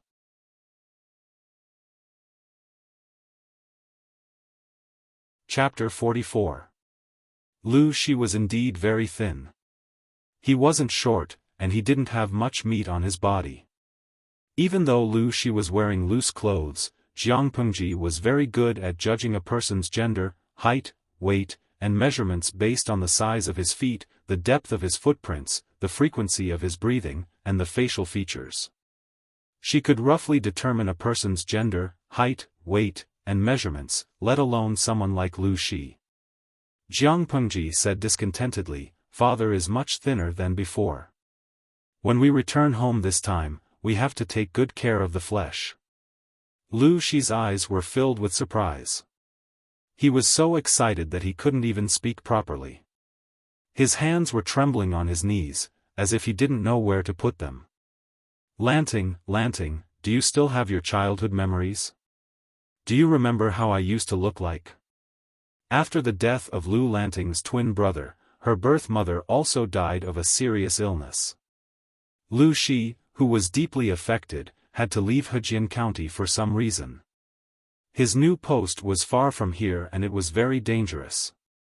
Out of consideration, he did not bring Lu Lanting with him. He had only returned home twice in the past few years. To be precise, this father and son had not seen each other for many years. Jiang Pengji shook her head and said, "The clothes you're wearing are old, but they're too big to fit you now. Aren't you losing weight? So that's how it is." The excitement on Lu Shi's face subsided, but when he thought about how his daughter had been so observant, it was obvious that she had taken a liking to him. He felt much better when he thought about it, and said gently, "Your mother doesn't like needlework. She's been married to me for many years, but she's only done a few sets." As expected, it seemed that this cheap father had deep feelings for the cheap mother that he had never met before. However, when she thought of the situation in the inner courtyard, she kicked this thought out of her mind. Men from the ancient times had different values from her own. "Father, will you be staying at home for a long time this time?" Jiang Pengji could tell that Lu Shi's physical condition was not very good. Aside from the depression in his heart, most of it was due to overwork. Based on the trend, it was not impossible for him to die from overwork. Therefore, she preferred to strike a balance between work and rest. Even though Jiang Pengji could not treat Lu Lanting as her father, she was still borrowing Lu Lanting's body. Jiang Pengji could at least show some concern for Lu Lanting, but it was up to Lu Lanting if he wanted to listen to her. In Lu Shi's ears, his heart softened as if he was a careful daughter who couldn't bear to see him leave. "This time, I have some matters to deal with. I should be staying here for about 3 months. After I'm done with everything, I'll go to Shangjing. If everything goes smoothly, I'll have nothing to worry about and be a rich man at home." Lu Shi's answer was completely out of Jiang Pengji's expectations.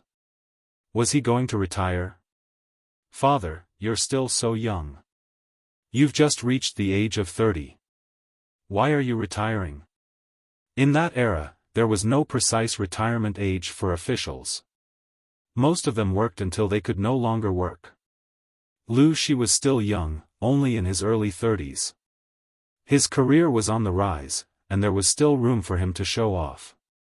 Lu Shi thought for a moment, then touched his head. The official family doesn't care about the dissuasion of the scholars and Confucian scholars, and doesn't listen to the advice of the hundreds of officials. They insist on negotiating with the 3 tribes of the northern borderline. If this continues, I'm afraid there will be a great disaster. It's better to escape as soon as possible while it's still early. My wish in life is to live a carefree life and protect you as you grow up. However, the current situation is unforgiving. In comparison, the internal strife and intrigue in the officialdom is really boring. Lanting is almost an adult, and I want to spend more time with you." He smiled bitterly.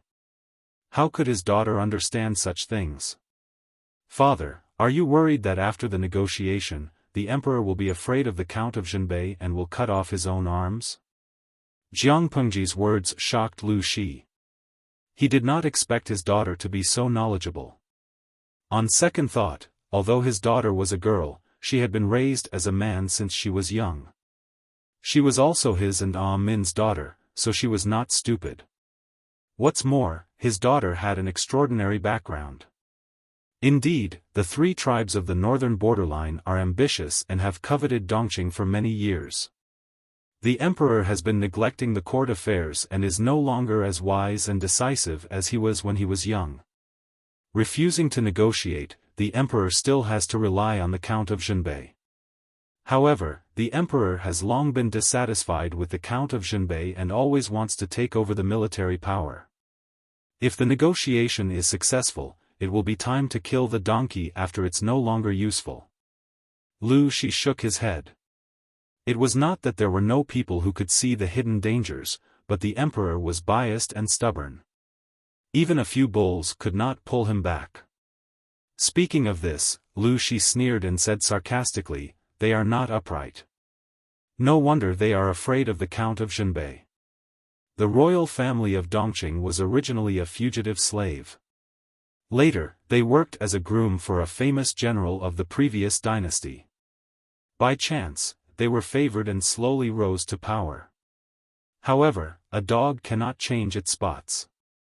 Their ancestor became a rebel for a temporary benefit. His descendants thought that all the generals were rebels. The corner of Jiang Pengji's mouth twitched secretly. She thought that as an outsider, she had no fear of the imperial power. She had blurted out what she wanted. She did not expect her father to be even more ruthless. He had directly scolded the ancestors of the Dongqing royal family. In ancient times, bloodline and background were the most important. Scolding them was more insulting than anything else. However, it could also be seen from this point that her father was not foolishly loyal at all. He was quite rebellious in nature. Jiang Pengji asked, "If the Count of Zhenbei falls, will there be other soldiers in Dongqing who can resist the ambitious 3 tribes of the northern borderline? If there is, why would the emperor rely on the Count of Zhenbei to guard the border of the northern borderline for so many years? They would have separated and restrained each other long ago." Lu Shi sneered. He did not let go of the Count of Zhenbei, but at the same time, he was thinking about taking back the military power. He was not afraid of being divided. If that's the case, once the Count of Zhenbei falls, the emperor will be bewitched and promote a few generals who only have the ability to talk on paper to replace the Count of Zhenbei and guard everywhere. When the time comes, the southern barbarians and the northern borderline will join forces. I'm afraid they will have the momentum to destroy everything. Dongqing, war was Jiang Pengji's old profession. Although the situation and the tools of war in the two eras were different, which led to the final method of war, the essence of war remained the same. Even if the environment had changed, her sense of smell was still as sharp as ever. Dongqing had no other capable generals except for the Count of Zhenbei. It showed how much the military officials were suppressed. If it's chaotic, then so be it. As the saying goes, heroes emerge in troubled times. If things are really as Lanting said, Dongqing's destiny is near. Unexpectedly, Lu Shi, who was usually elegant, sneered and said such rebellious words. Jiang Pengji said slowly, "I think that a centipede is dead but not dead. Maybe it can be saved." It was a country in ancient times. Information, communication, and transportation were too backward. It was not as easy to destroy a country as it was in her era. In her era, if one wanted to destroy a country in the morning, it would never be delayed until the evening. Lu Shi put on a gentle and doting smile and added, "A fool who doesn't know he's courting death is incurable." Jiang Pengji was speechless. Tudu Feiqiu, I can suddenly read the expression on the host's face. It's definitely a B** starred.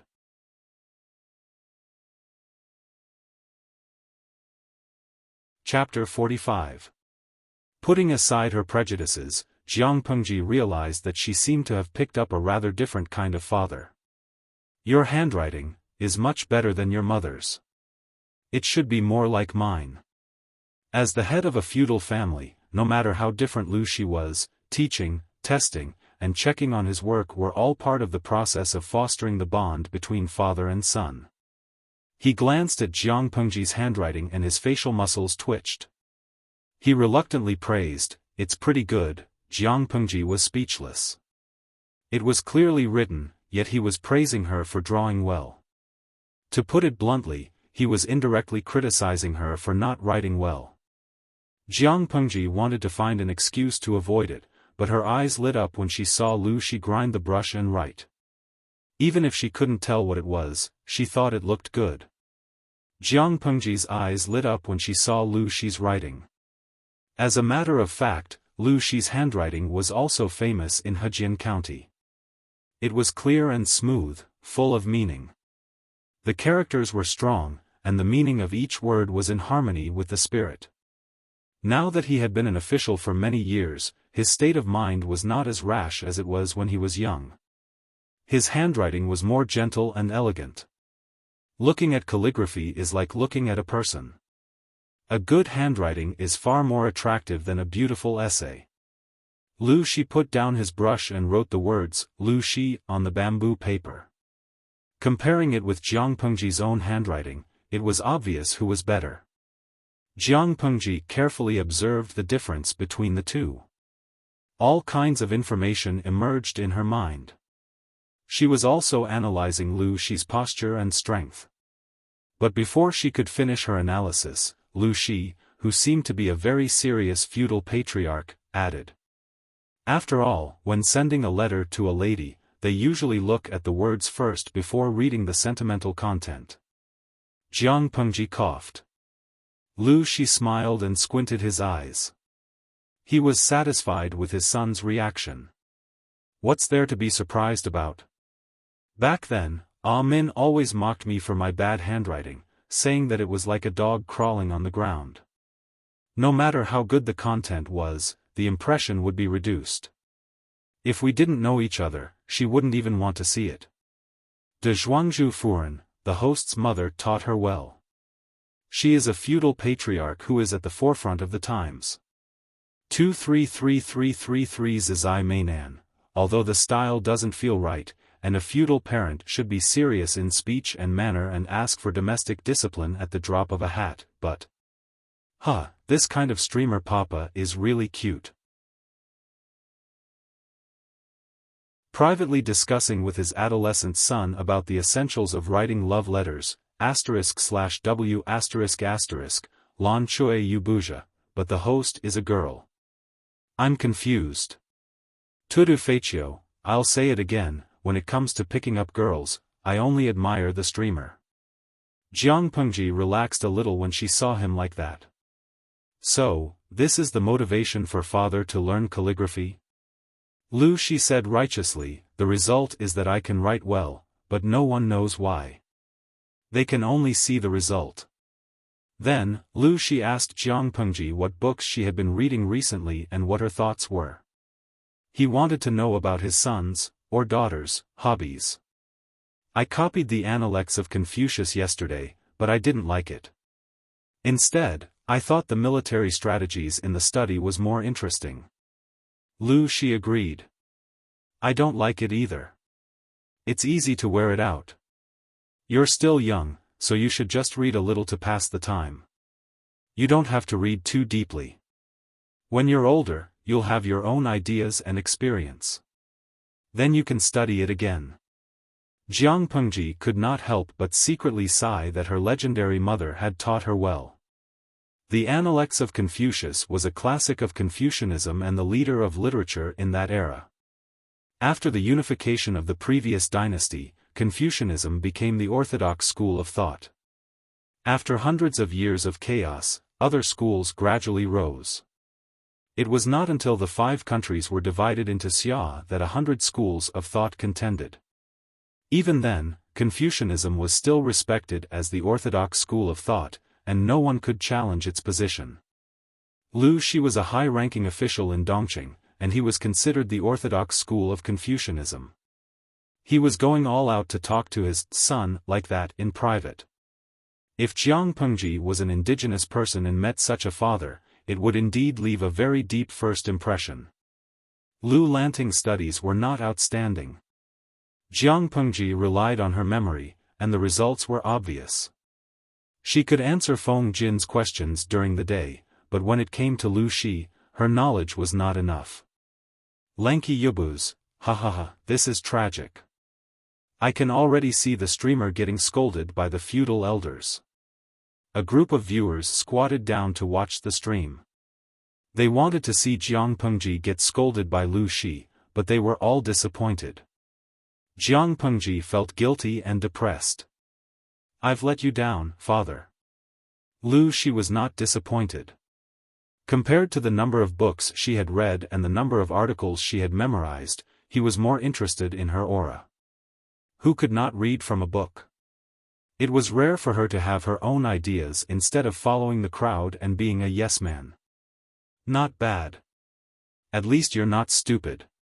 He rubbed the top of her head lovingly. "You can make up for your studies slowly. There's no rush." In fact, Lu Shi used to be a naughty child who could not read well. He could read all the words, but he could not put them into his head. Every time his teacher or his father tested him, his mind would be in a mess. He would have many ideas, but he could not express them. He had suffered enough, and he did not want his son to repeat the same mistake. What's the point of writing a good policy or political commentary? As a parent, the most important thing is to govern. No matter how much you learn, it's all for this purpose. If you focus on studying and writing, you'll neglect other things. Isn't that putting the cart before the horse? Jiang Pengji had to admit that Lu Shi's words were like a non-mainstream feudal patriarch. Just by looking at the bullet screen of the live broadcast, one would know that Lu Shi's speech had immediately captured many fans. After a while, Lu Shi saw that the sky had completely darkened. He could not help but feel a little regretful. "It's getting late. Lanting, go back and rest. Come with me to the Shangfu Temple tomorrow morning." "The Shangfu Temple?" Jiang Pengji was puzzled. "Don't we have to go to the family school?" "Of course not. The family school is not bad, but it's a bad atmosphere. It's easy to learn bad things. It's better for me to teach you personally." Lu Shi said, "After your second brother passed away, Min dragged her sick body to the Shangfu Temple to pray for you to pass the evil tribulation at the age of 12. Now that the tribulation has passed, it's only natural for me to fulfill your mother's wish and let Master Liaochen take a look at you." Jiang Pengji's heart skipped a beat. The evil tribulation at the age of 12. Are you referring to the bandits? Yes, I think so. Lu Shi's eyes were a little gloomy when he said that. "Father, you already know?" Jiang Pengji thought it would be fine if the second lady saw through it. After all, she was an acquaintance. But Lu Shi had not been home for many years. He had only met his daughter once or twice when she was a child.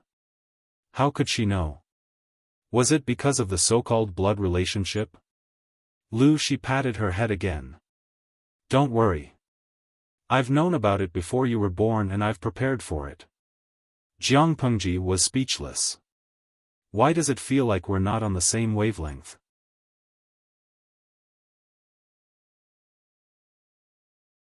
Chapter 46. Shangfu Temple was located on a high mountain in Hejian County. From the foot of the mountain to the temple, there were a total of 999 steps made of green bricks. They curved all the way to the top of the mountain. Along the way, there were pilgrims in twos and threes. They carried bamboo baskets with incense, candles, and other items in them. Jiang Pengji didn't believe in Buddha, but she had to admit that the scenery from the foot of the mountain to the top of the mountain was full of Zen. The stream was murmuring, and ancient trees were towering. She could vaguely hear the melodious sound of bells and the peaceful chanting of Buddhist scriptures in the distance. The sky turned from dark to bright. The mountains in the distance were shrouded in the red glow of the morning sun. Accompanied by the calming sound of Buddha, they welcomed the arrival of a new day. Even Jiang Pengji, who disdained Buddha, felt a lot more open-minded at that moment. The sound of wooden clogs landing on the stone floor rang out, one step after another, each step carrying a leisurely charm. Lu Shi wore a brand new dark green robe. The size was much better than the clothes he wore the day before. It also showed how thin he was. His black hair was meticulously arranged, and his face was trimmed clean. He looked refreshed, and his fingernails and toenails were meticulously trimmed. There was even a hint of sandalwood fragrance on his body. His face was solemn, which showed how much he valued this vow. Jiang Pengji held a food box in her hand. It contained incense, candles, lamp oil, gold paper, and fruits for the ceremony. Of course, she secretly weighed the box. The weight did not match the real thing.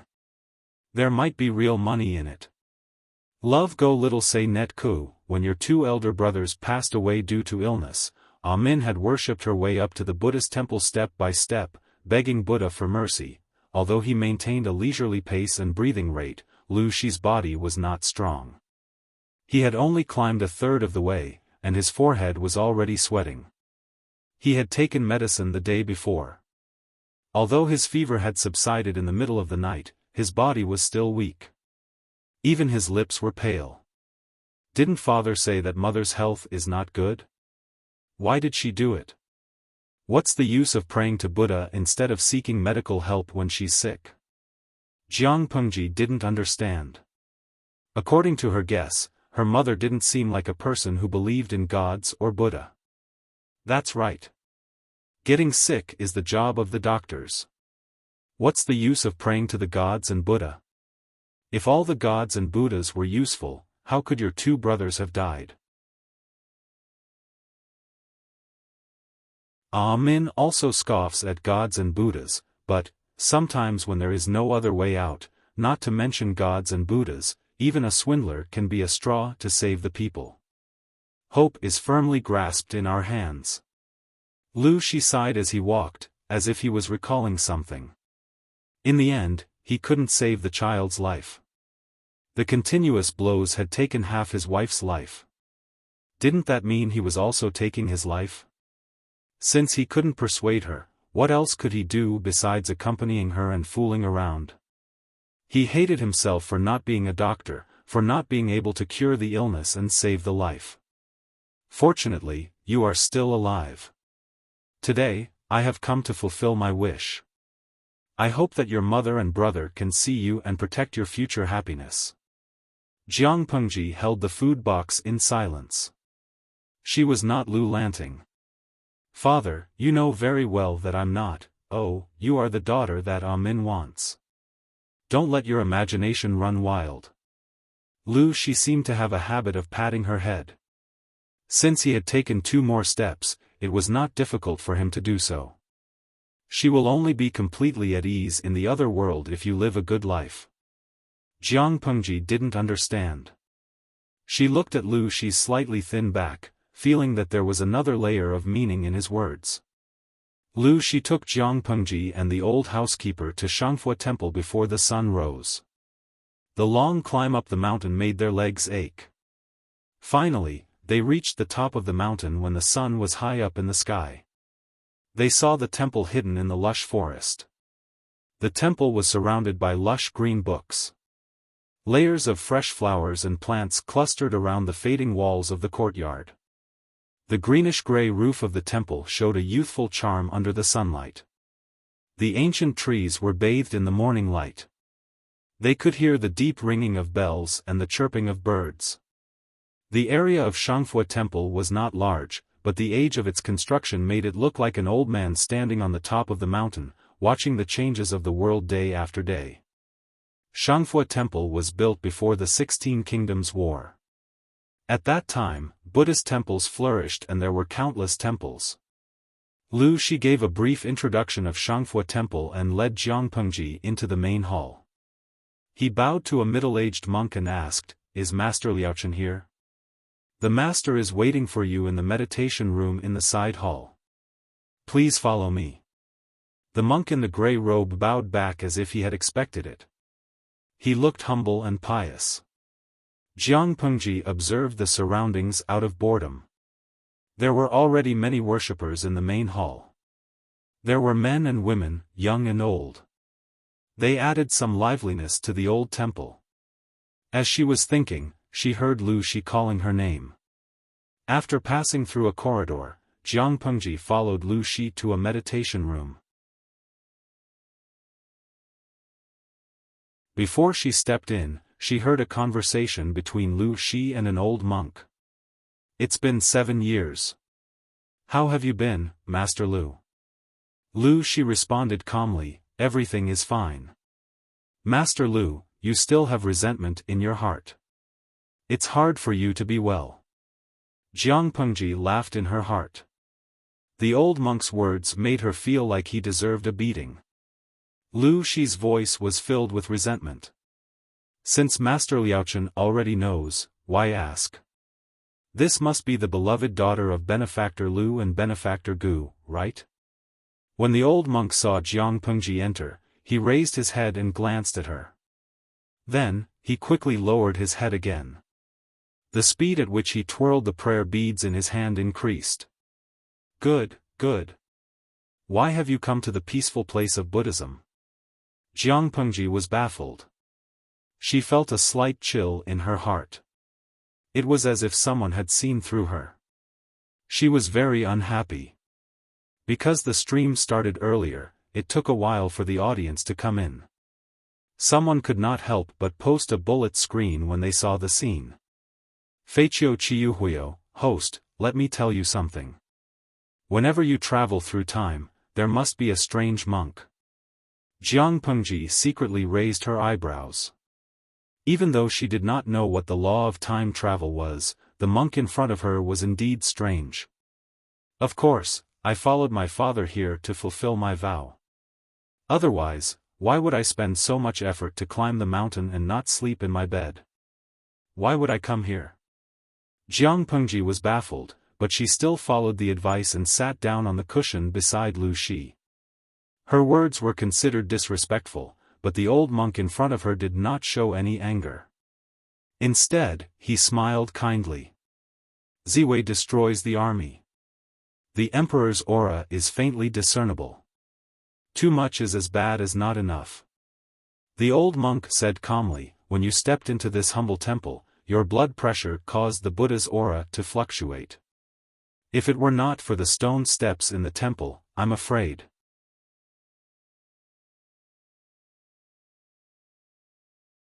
Chapter 47. What the hell?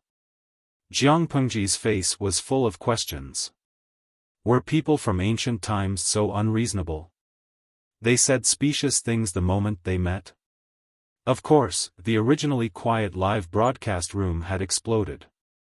Many of the viewers who were watching the live broadcast expressed that the message contained a lot of information. "Jing Ming, my male god, no." Was the old monk hinting that the streamer has the luck of an emperor? "Shui by Xin Feiyang, the way I opened the streaming room today is not right. Isn't this a streaming room for palace intrigue? Yuda Yida, oh my, the ending of palace intrigue is the death of the emperor and becoming the emperor himself? The emperor's version of empresses in the palace? Nongfu Shanquan Yudiangshuan, bullshit. If the streamer goes to palace intrigue, is that still palace intrigue? It's a palace intrigue version of gluttonous snakes." Jiang Pengji's eyes twitched. What the hell was the emperor's version of empresses in the palace? She knew about gluttonous snakes, but what did palace intrigue mean? At that moment, a little angel who was watching the streaming live demonstrated what palace intrigue version of gluttonous snakes was. "Kulele Yile, congratulations to the streamer for eating Beauty XX, level up +1, congratulations to the streamer for eating Beauty XX, level up +2, congratulations to the streamer for eating Concubines XX, level up +3, congratulations to the streamer for eating Concubines XX, Royal Concubines XX, Empresses XX, level up plus, Jiang Pengji." Lu Shi did not know that Jiang Pengji was distracted. His handsome face was full of anger. "Master Liaochen, did you say?" The old monk Liaochen made a Buddhist greeting and chanted, "That was then and this is now. The young lady is not an ordinary person. Saying it will be beneficial for her to prevent her from going astray in the future. Love go small, say Netka. Master Lu cares about your beloved daughter and can't bear for her life to be full of misfortune. Just let nature take its course." Jiang Pengji stopped making question marks. She did not care about etiquette and interrupted the guessing game between the two. I wonder if Father and Master Liaochen can answer my question. What is the Emperor's aura? Is that, what does it mean? Lu Shi nodded expressionlessly. The monk Liaochen smiled kindly and exposed Jiang Pengji's facade. Young benefactor has a lofty character, an explosive temperament, and a lofty aspiration. How could you be willing to submit to others? Under Lu Shi's stare, the old monk leisurely twirled his Buddhist beads and said unhurriedly, "Young almsgiver, do you agree?" Jiang Pengji was speechless. How was he an otherworldly monk? Which of the other monks didn't persuade people to lay down their butcher's knife and become a Buddha?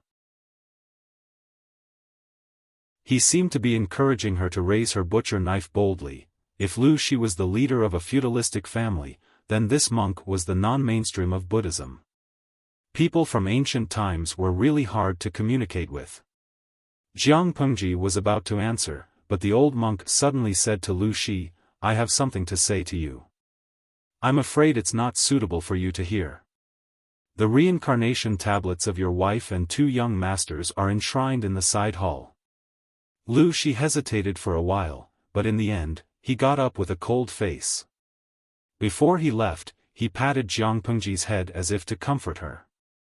After making sure that Lu Shi was far away and that there was no one else around, Jiang Pengji finally frowned impatiently. The smile on the old monk's face became much gentler. "About 29 years ago, I met your mother. She was only this young." Jiang Pengji was even more curious about her mother. She could not help but ask, "You met her?" "Yes. She wanted to erect a reincarnation tablet for a little girl. The girl's name was Gu Min." Jiang Pengji almost crushed the cup of tea that the old monk had brewed for her because Lu Lanting's mother's name was Gu Min. "Master, are you seeing things? Did you remember the wrong name? Who would erect a reincarnation tablet for themselves at such a young age?" Jiang Pengji said calmly while secretly observing the old monk's expression. She did not want to miss out on any trace of abnormality. That benefactor was not an ordinary person. Her soul showed signs of leaving her body, and her body was filled with yin energy. The old monk seemed to be talking about daily life, as if he was reminiscing about the past. Moreover, that girl died in early June. She looked like she was dead, but she was still alive at that time. Jiang Pengji felt that the meditation room was indescribably gloomy. The old monk had seen through her. The old monk rambled on. "She heard about my humble reputation, so she knelt down and kowtowed to me, hoping to find a chance of survival. I should not have saved her. After all, seizing a body is a sinister act. However, she was destined to be blessed, and she sincerely begged me." Jiang Pengji narrowed her eyes and said with certainty, "They say that monks do not lie. Why did you lie to me?" The old monk's expression froze. He looked at Jiang Pengji for a long time and suddenly heaved a sigh of relief. "Young benefactor, you are making things difficult for me.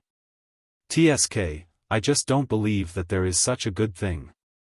How can a person's life be extended so easily? If that was the case, those emperors who were afraid of death would have ascended a long time ago. I believe that you took advantage of the situation to do her a favor." Jiang Pengji grinned, revealing a row of white teeth. "Maybe that girl didn't deserve to die. She just died for some reason. It was fate that my mother ended up in her body. Why don't you just push the boat with the current and do her a favor by expelling the yin energy from her body?" She thought that the old monk would fly into a rage, but he shamelessly nodded and admitted to it. "Young benefactor, you are indeed smart. Everything has its cause and effect. Fate has its own destiny. The girl should have died, and your mother should have appeared. Just like you, young benefactor, she should have become Lu Lanting." After the old monk finished speaking, he twirled his Buddhist beads and kept on muttering. At that moment, the system, which had been silent for a long time, secretly said, I feel like this old monk is spouting a bunch of nonsense, Jiang Pengji said meaningfully. Maybe it's not nonsense. He just wants to pass on some important information to me. System, what information? I don't know. The brains of people in ancient times are too complicated. They are not on the same channel. I don't understand, Jiang Pengji complained. The system said. Then what are you trying to say? Jiang Pengji rubbed the space between her eyebrows and asked a straightforward question. I don't want to know about the past. I just want to know how you and my cheap mother worked together to deceive my cheap father and my cheap stepmother. They knew that their bodies were the same, but their souls were different. Based on their current thinking, wouldn't they treat me like a demon, cut me into pieces, and burn me? Did they think she was stupid? Did the second lady and her father think that she did not know about this secret? Jiang Pengji said bluntly, I inherited a dead body. When I woke up, Lu Lanting was already gone. Both the second lady and her father knew that Jiang Pengji was not Lu Lanting, but they still treated her as their daughter. This development infuriated her. At first, she thought that the two were lying to themselves, but when she saw the old monk, she suddenly understood. This was the root of the problem. This is not a lie. Young benefactor, you are indeed Lu Lanting. You should be Lu Lanting. A monk does not lie. Jiang Pengji bluntly exposed him. You lied to me just now. Master Liaochen was speechless. You're tuning into the Xiaofan's Wuxia Tales YouTube channel. Don't forget to subscribe and join us on this journey to catch the most captivating stories.